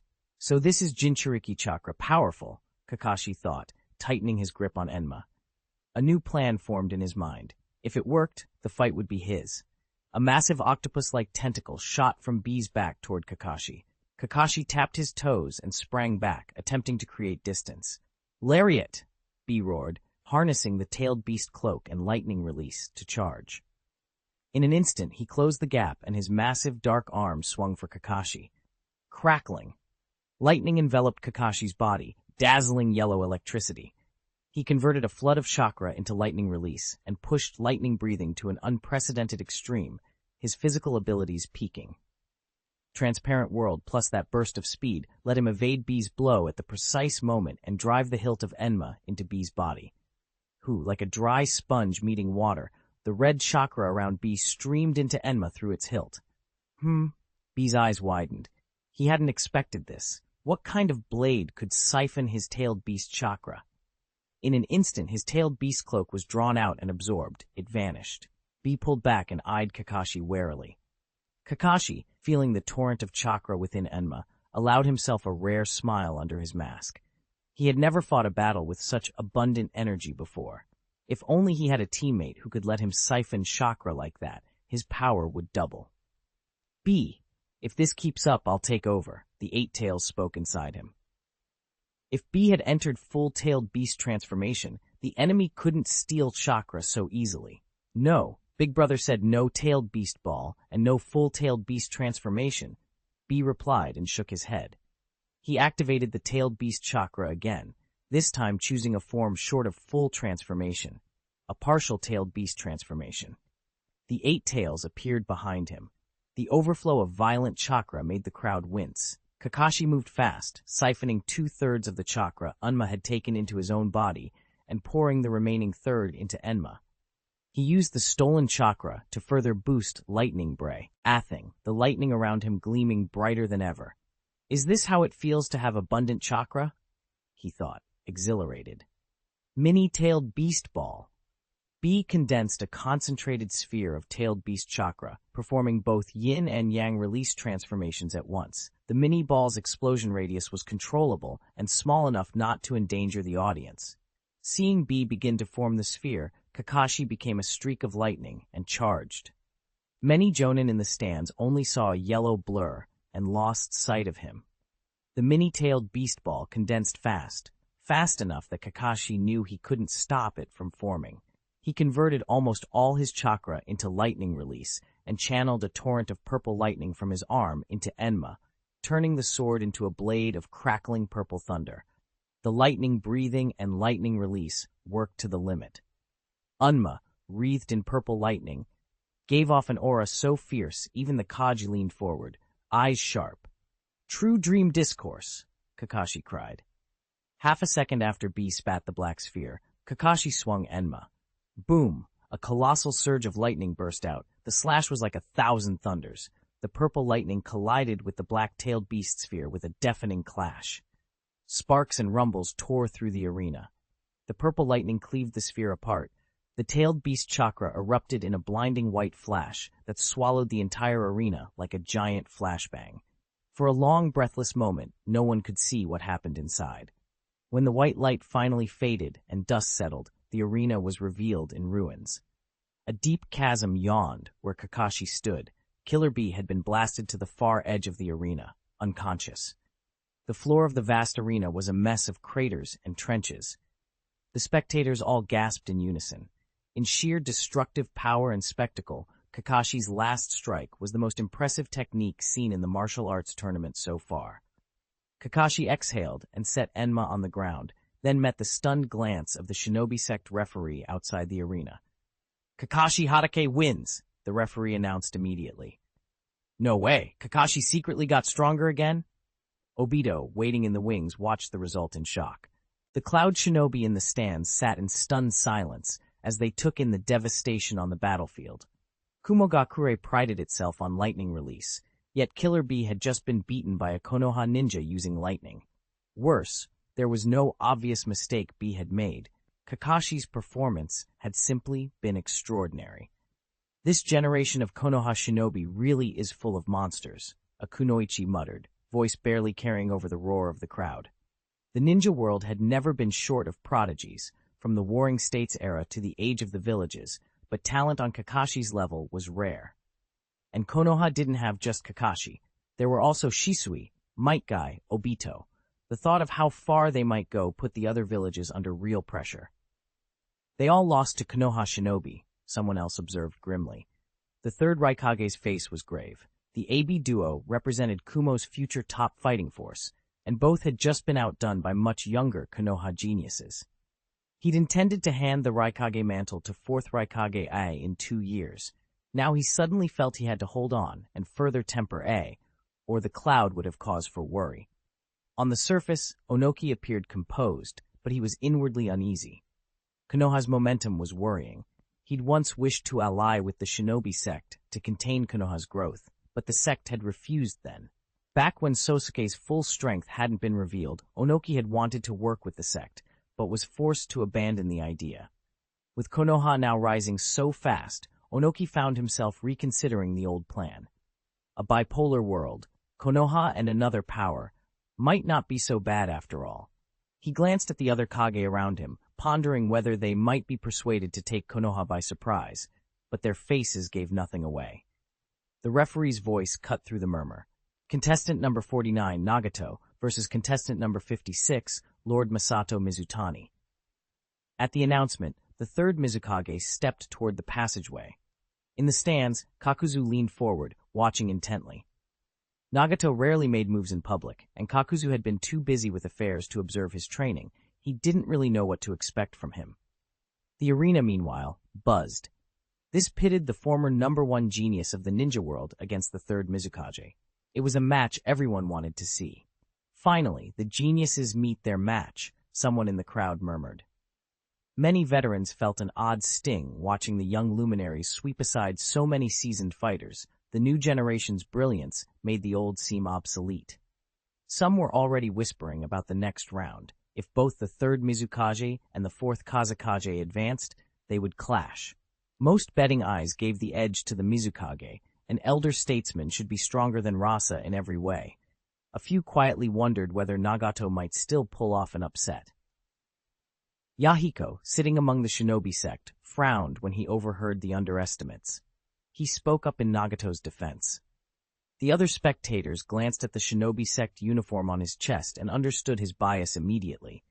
They're acting like the Mizukage's strength is unquestionable, Yahiko said. Nagato may be young, but he's hardly just a genius.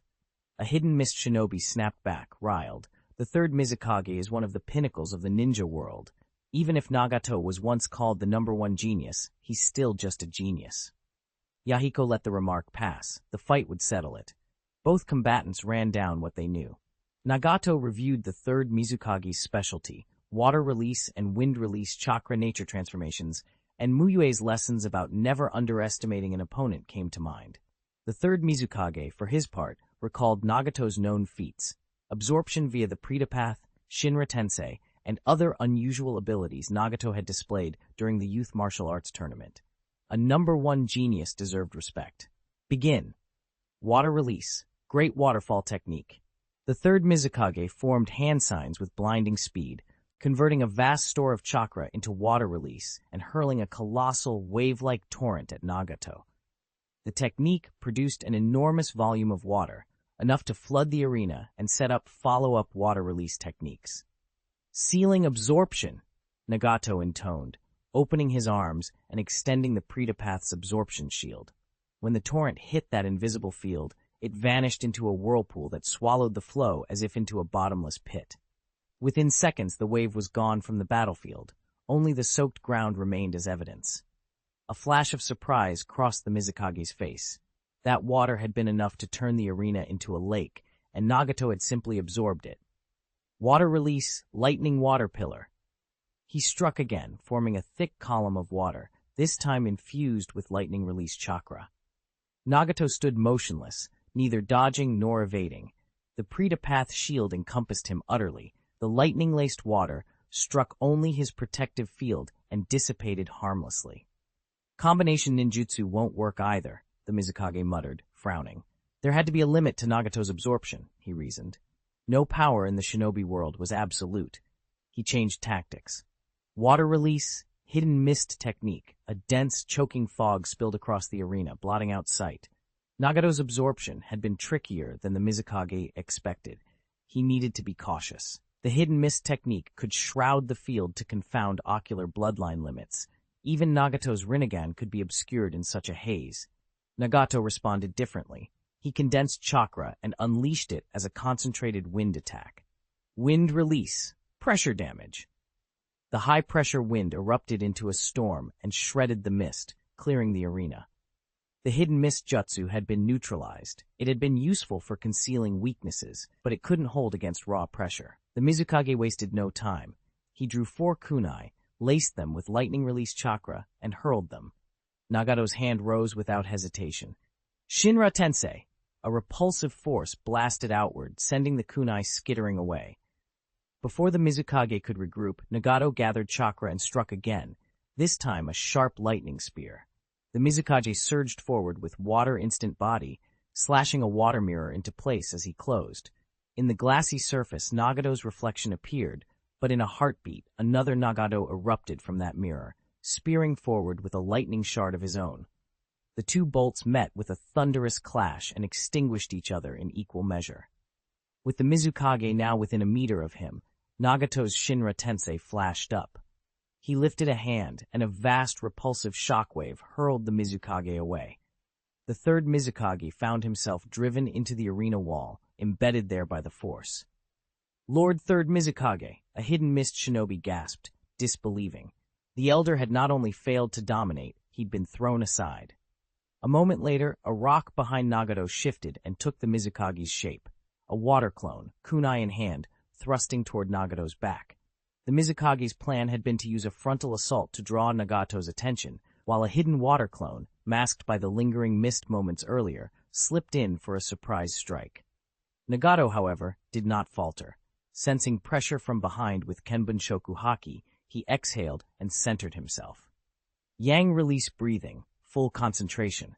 He poured his breath and chakra together, strengthening his body with yang release, and without looking delivered a spinning back kick. The Mizukage's clone had no idea Nagato had detected him. The kick tore through and dispersed the clone. The hidden mist spectators were baffled. How could Nagato react so perfectly to an attack from his blind spot? He had been at ease after repelling the frontal assault. How could he defend against the secret strike so flawlessly? Still, facts were facts. Nagato had defended and now held the initiative. The third Mizukage took a long, steadying breath and gathered the vast reserves of chakra he had left. He was about to use his trump card. Water release, wild ocean. A deluge burst from his mouth as he converted an enormous pool of chakra into water release. The arena instantly flooded. Massive waves roared and crashed down toward Nagato. Wind release, storm. He poured the rest of his chakra into wind release and unleashed a barrage of hurricanes. Wind and water combined into towering water tornadoes that clawed toward Nagato like raging dragons. 5 dragons turned to destruction, Nagato called, and silently, almost unseen, he created 4 shadow clones. Each incarnation of Nagato unleashed different elemental ninjutsu. The main body funneled chakra into fire release.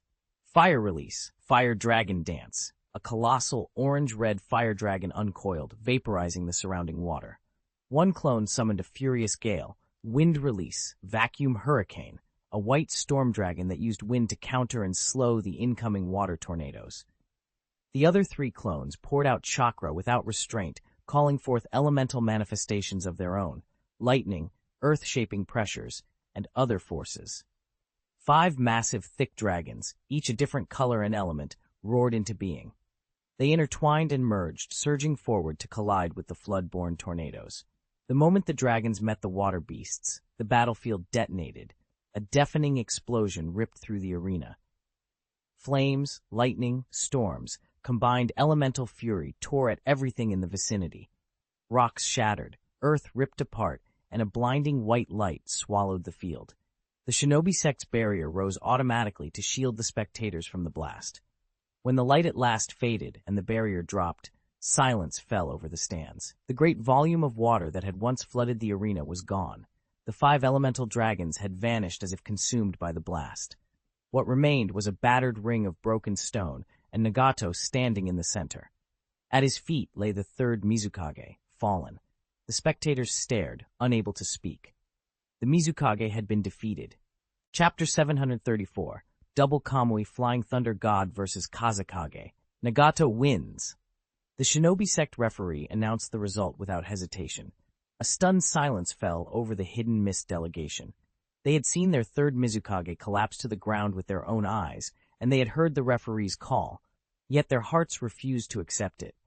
Someone slapped their own cheek once, twice, trying to bring themselves back to reality, but nothing changed. This was not a dream or a genjutsu. Their 3rd Mizukage had been defeated by Sosuke's disciple. Our Lord Third didn't even make the top 8. Compared to Konoha, we're falling behind. Mei Terumi sat in the stands, a knot of worry tightening in her chest. Mist Village had improved since the 3rd Shinobi World War, and the village atmosphere was better. But if this continued, Mist would not remain a top-tier village. Their 2 strongest shinobi had both been beaten, one by a Konoha genius, the other by a Shinobi sect prodigy. The middle and lower ranks were unremarkable. Without a strong backbone of talent, the village would stagnate. Once I'm Mizukage, she thought grimly, I'll prioritize the economy, move the village, flatten the surrounding mountains if I must. How can we expect to cultivate talent if we stay stuck up in the mountains? The spectators around her felt similarly shaken. A Kaj, one of the pinnacles of the ninja world, had been felled, and not by some long-established powerhouse, but by a young genius who had only recently risen to fame. This Nagato is frighteningly strong. If he keeps improving, he could become the next Sosuke, Hiruzen Sarutobi murmured, watching Nagato intently. He saw something of Sosuke in the way Nagato took the Mizukage's jutsu head-on. Their methods differed, but their poise and endurance were uncannily alike. Rasa's face had gone serious. According to the bracket, his next match would be against Nagato. The final technique Nago had used was terrifyingly overwhelming, of such range and potency that Rasa had little confidence he'd be able to dodge or counter it in a ring bout. Still, there was a cold comfort. The third Mizukage had already been beaten, so if Rasa fell to the same opponent, it wouldn't be as humiliating. A and B definitely can't beat him, the third Raikage thought as he watched. Kumogakure's new AB combo was no longer the cutting edge. Many juniors had overtaken them. To see Sosuke's disciple already at this level made even the old warlord uneasy. Onoki was indecisive. Should I push forward with the plan to eliminate Sosuke, or should I try to persuade other villages to ally with the Shinobi sect against Konoha? He was torn. If only the Shinobi sect and Konoha would clash and both bleed out, then the problem would solve itself. Kakuzu couldn't help admonishing Nagato under his breath. This kid never holds back. But a small smile tugged at his face. The Kage beside him shifted uncomfortably. When had Kage been in a position to beg a youngster for mercy? Obito sat in the contestants' lounge, replaying the match in his head. Nagato's performance had taught him something important. A shinobi who could absorb ninjutsu to nullify it, wield a kamui that avoided both ninjutsu and taijutsu, and combine that with the mobility of the Flying Thunder God technique. That was a terrifying combination. If one applied pressure at the right moment, it could force any opponent into a deadly rhythm. Could I make the top 8? Obito thought, a grin spreading over his face. Defeating a Kage, now that would be something to remember. The daydream lasted only until he realized he was alone in the lounge. The tournament schedule gave each contestant only one match a day, so most competitors had already left. Repairs on the arena were taking longer after Nagato's destructive jutsu, and the waiting had grown tedious, until the broadcast at last called his match. Contestant number 57, Uchiha Obito, versus number 64, Lord Rasa. Finally, I have to win this, Obito muttered, standing and stretching before striding toward the arena. Rasa heard the announcement and rose calmly. He had little reason to fear Obito. Based on Obito's previous performances, defeating him should be straightforward. Another genius versus a Kage. Let's see how this goes, someone in the stands commented. A sand shinobi snorted.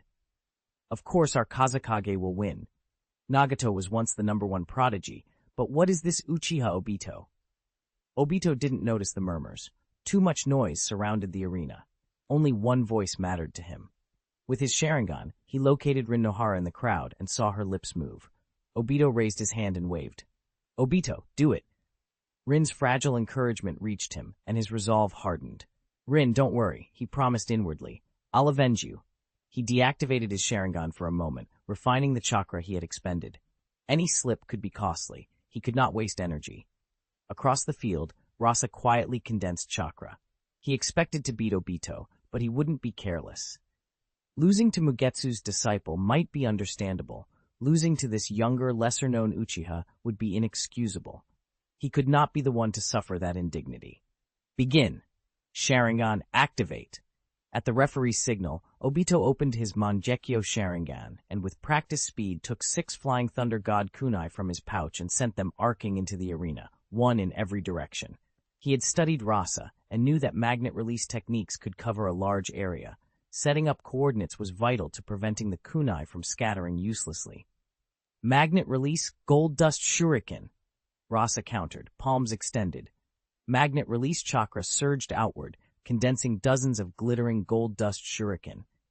Some intercepted Obito's throwing tools, others flew straight toward the Uchiha. Obito responded by channeling his breath and converting chakra in his throat into fire. Fire release, great fireball technique, he roared, exhaling a massive ball of flame. It detonated through the cloud of shuriken, many scattered under the blast. Rasa didn't flinch. His initial shuriken had been meant to stop the Flying Thunder God kunai from going everywhere. The real plan was just starting. Magnet release, gold dust. He poured a vast wave of chakra into the ground. With a grinding sound, torrents of gold dust exploded from the arena floor like a spring, filling half the ring in seconds and still spreading. Obito was forced to retreat until he had to plant himself on the arena wall. There was nowhere else to go. The battle floor had become a sea of gold dust, the perfect field for Rasa's style. This is where my magnet release shines, Rasa thought. In a confined space like this, my range advantage counts. Magnet release, gold dust world method. Under Rasa's control, the gold dust nearest to Obito began to vibrate and spike upward, forming razor-sharp sand columns that thrust toward him from all angles. Obito's face showed no panic. With Mangekyo Sharingan enhancing his perception, he also activated Kenbunshoku Haki to heighten his awareness and tightened his breathing to sharpen his physical responses. He dodged a succession of spikes, each one embedding deeply into the thick arena walls with devastating force. When that didn't finish him, Rasa changed tactics. Magnet release, great gold dust shower.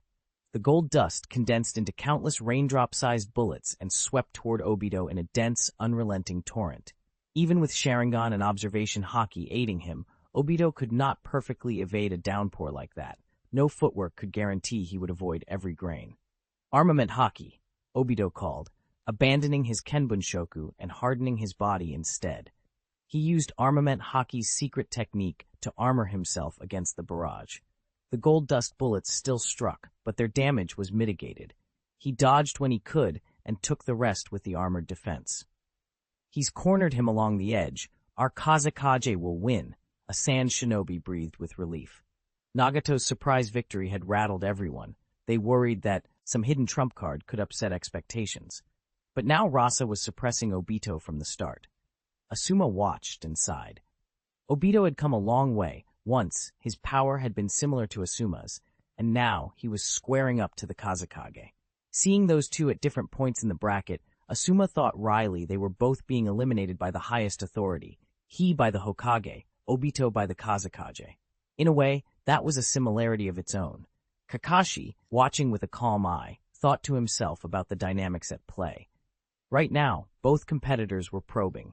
If this were a death match where everything could be risked, Kakashi believed Obito's Mangekyo would be a deciding factor. It's brutal and hard to counter. But a ring match meant conserving stamina. Obito's yang-release breathing training wasn't finished, and relying on Mangekyo techniques too often would shorten his endurance. Against a strong, methodical opponent like Rasa, long-term battle capability could be Obito's weak point. Summoning technique. Obito, protected by the Armament Haki secret technique, burst through the rain of magnet release, gold dust at high speed. He leapt into the air and called forth Charizard. Fly higher. The enemy can control the magnet release gold dust on the ground to attack. Obito landed on Charizard's back and barked the command. Charizard snorted 2 streams of white smoke in irritation. After all, he was a 9-beast, not a mount, but since they were in the middle of a fight, he indulged Obito and flapped his wings to gain altitude. A flying nin-beast, huh? A desperate measure, Rasa said coldly.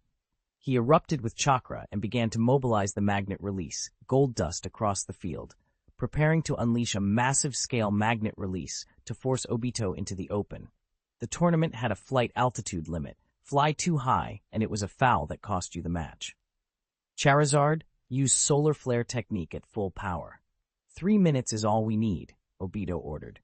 Solar flare technique was devastating. It weakened water release and amplified fire release, but it affected everyone within its radius, regardless of ally or enemy. Used improperly, it could weaken a teammate's water release or strengthen an opponent's fire release. Obito knew Rasa well. Rasa had some water release, but favored wind, earth, and magnet releases. He could not use fire release at all. Solar Flare would amplify Obito and Charizard while slightly blunting Rasa, exactly what Obito wanted. Charizard drew in a great breath, condensed fire release chakra, and spat a dazzling orb of fiery red light into the sky. As it climbed, the orb grew blindingly bright and the heat spread in all directions. The sky above the arena brightened until it was lighter than noon. The temperature in the whole venue climbed quickly.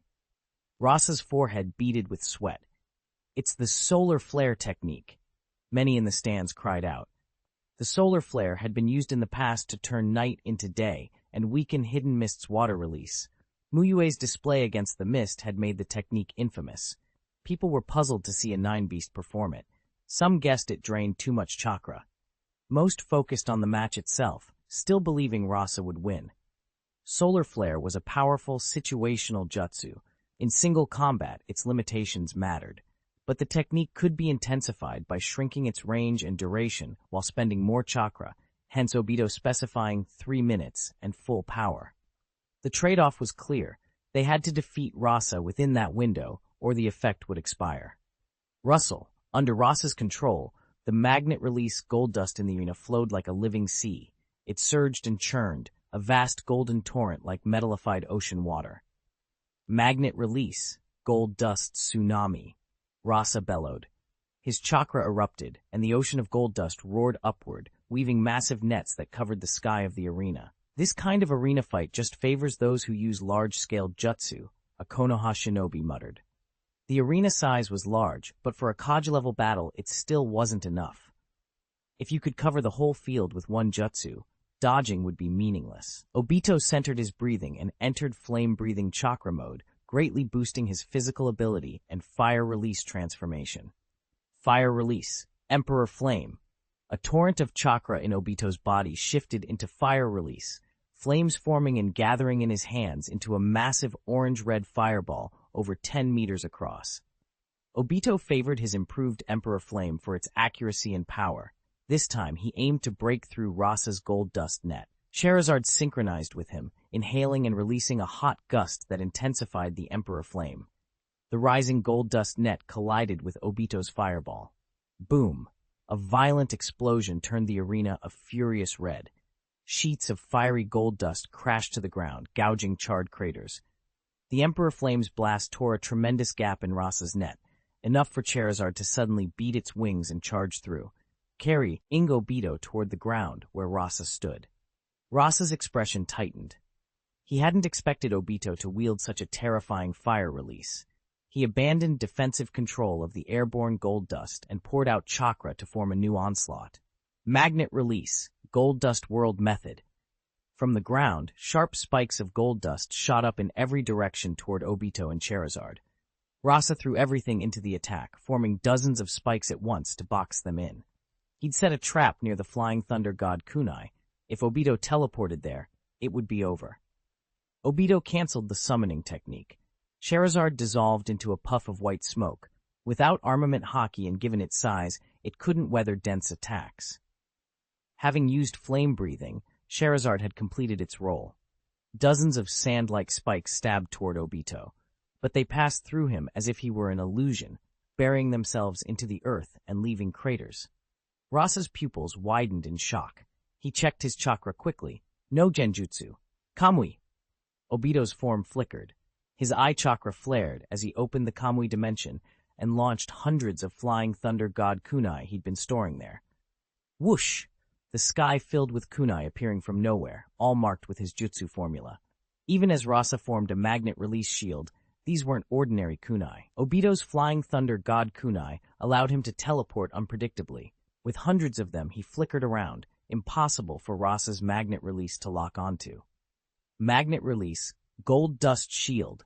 Rasa reacted like a seasoned Kage, switching instantaneously from offense to defense. He molded the gold dust into a solid, encompassing shield. With his magnet release, he could also propel himself and his shield into the air. As long as Obito couldn't break through right away, he could create distance and fight for the upper hand. Obito used Flying Thunder God to blink next to Rasa's shield. All the chakra in him, amplified by flame breathing, converted to fire release and burst forth as a streak of blue fire. Fire release, blue flame. Before Rasa could lift his shield and create space, he felt a scorching pain. He looked back, eyelids twitching, hands shaking. The solid gold dust shield had silently begun to melt. The blue flame was less than a decimeter from his back. "You lost," Obito said, forcefully holding down his excitement. If the blue flame had actually hit, it might have inflicted an incurable wound. At the last moment, Obito restrained it, preventing Rasa from being burned. Rasa was silent, then dispersed the magnet release gold dust. He accepted defeat without dramatics. Obito sank to one knee, catching his breath. The match had been short but exhausting. He'd used the Mangekyo Sharingan, powerful fire release and flame breathing, and repeated Flying Thunder God maneuvers. The cost to his chakra was steep. "Rin, I won," he called, unable to hide his joy. He waved to Rin Nohara and the others in the stands. He had beaten one of the 5 Kage, the Kazekage, at 15. It was unprecedented. Obito had just made history. "Obito, you're amazing," Rin shouted back, her smile brilliant.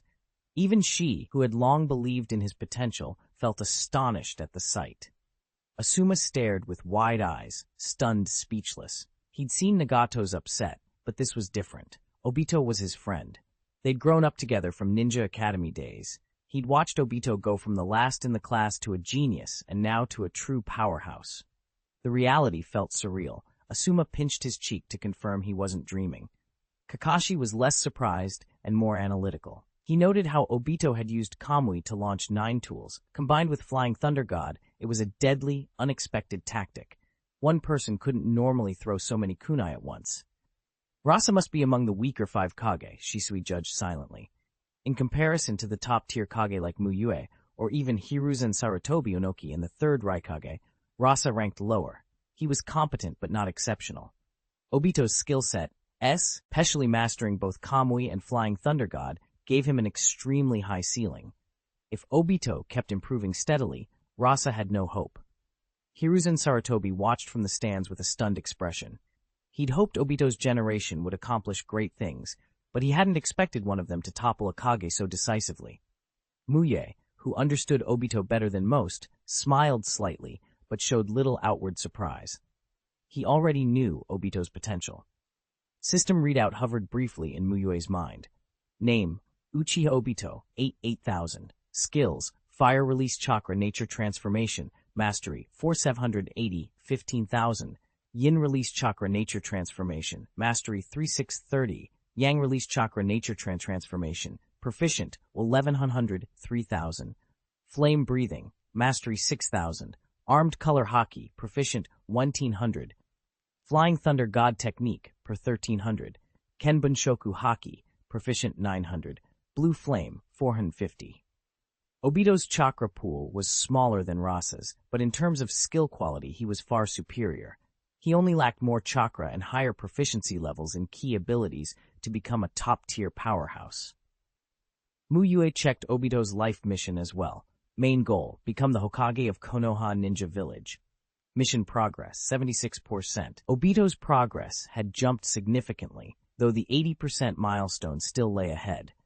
Mu Yue suspected Kakashi and the others had helped in ways that made Obito's victory feel less one-sided, despite its decisiveness.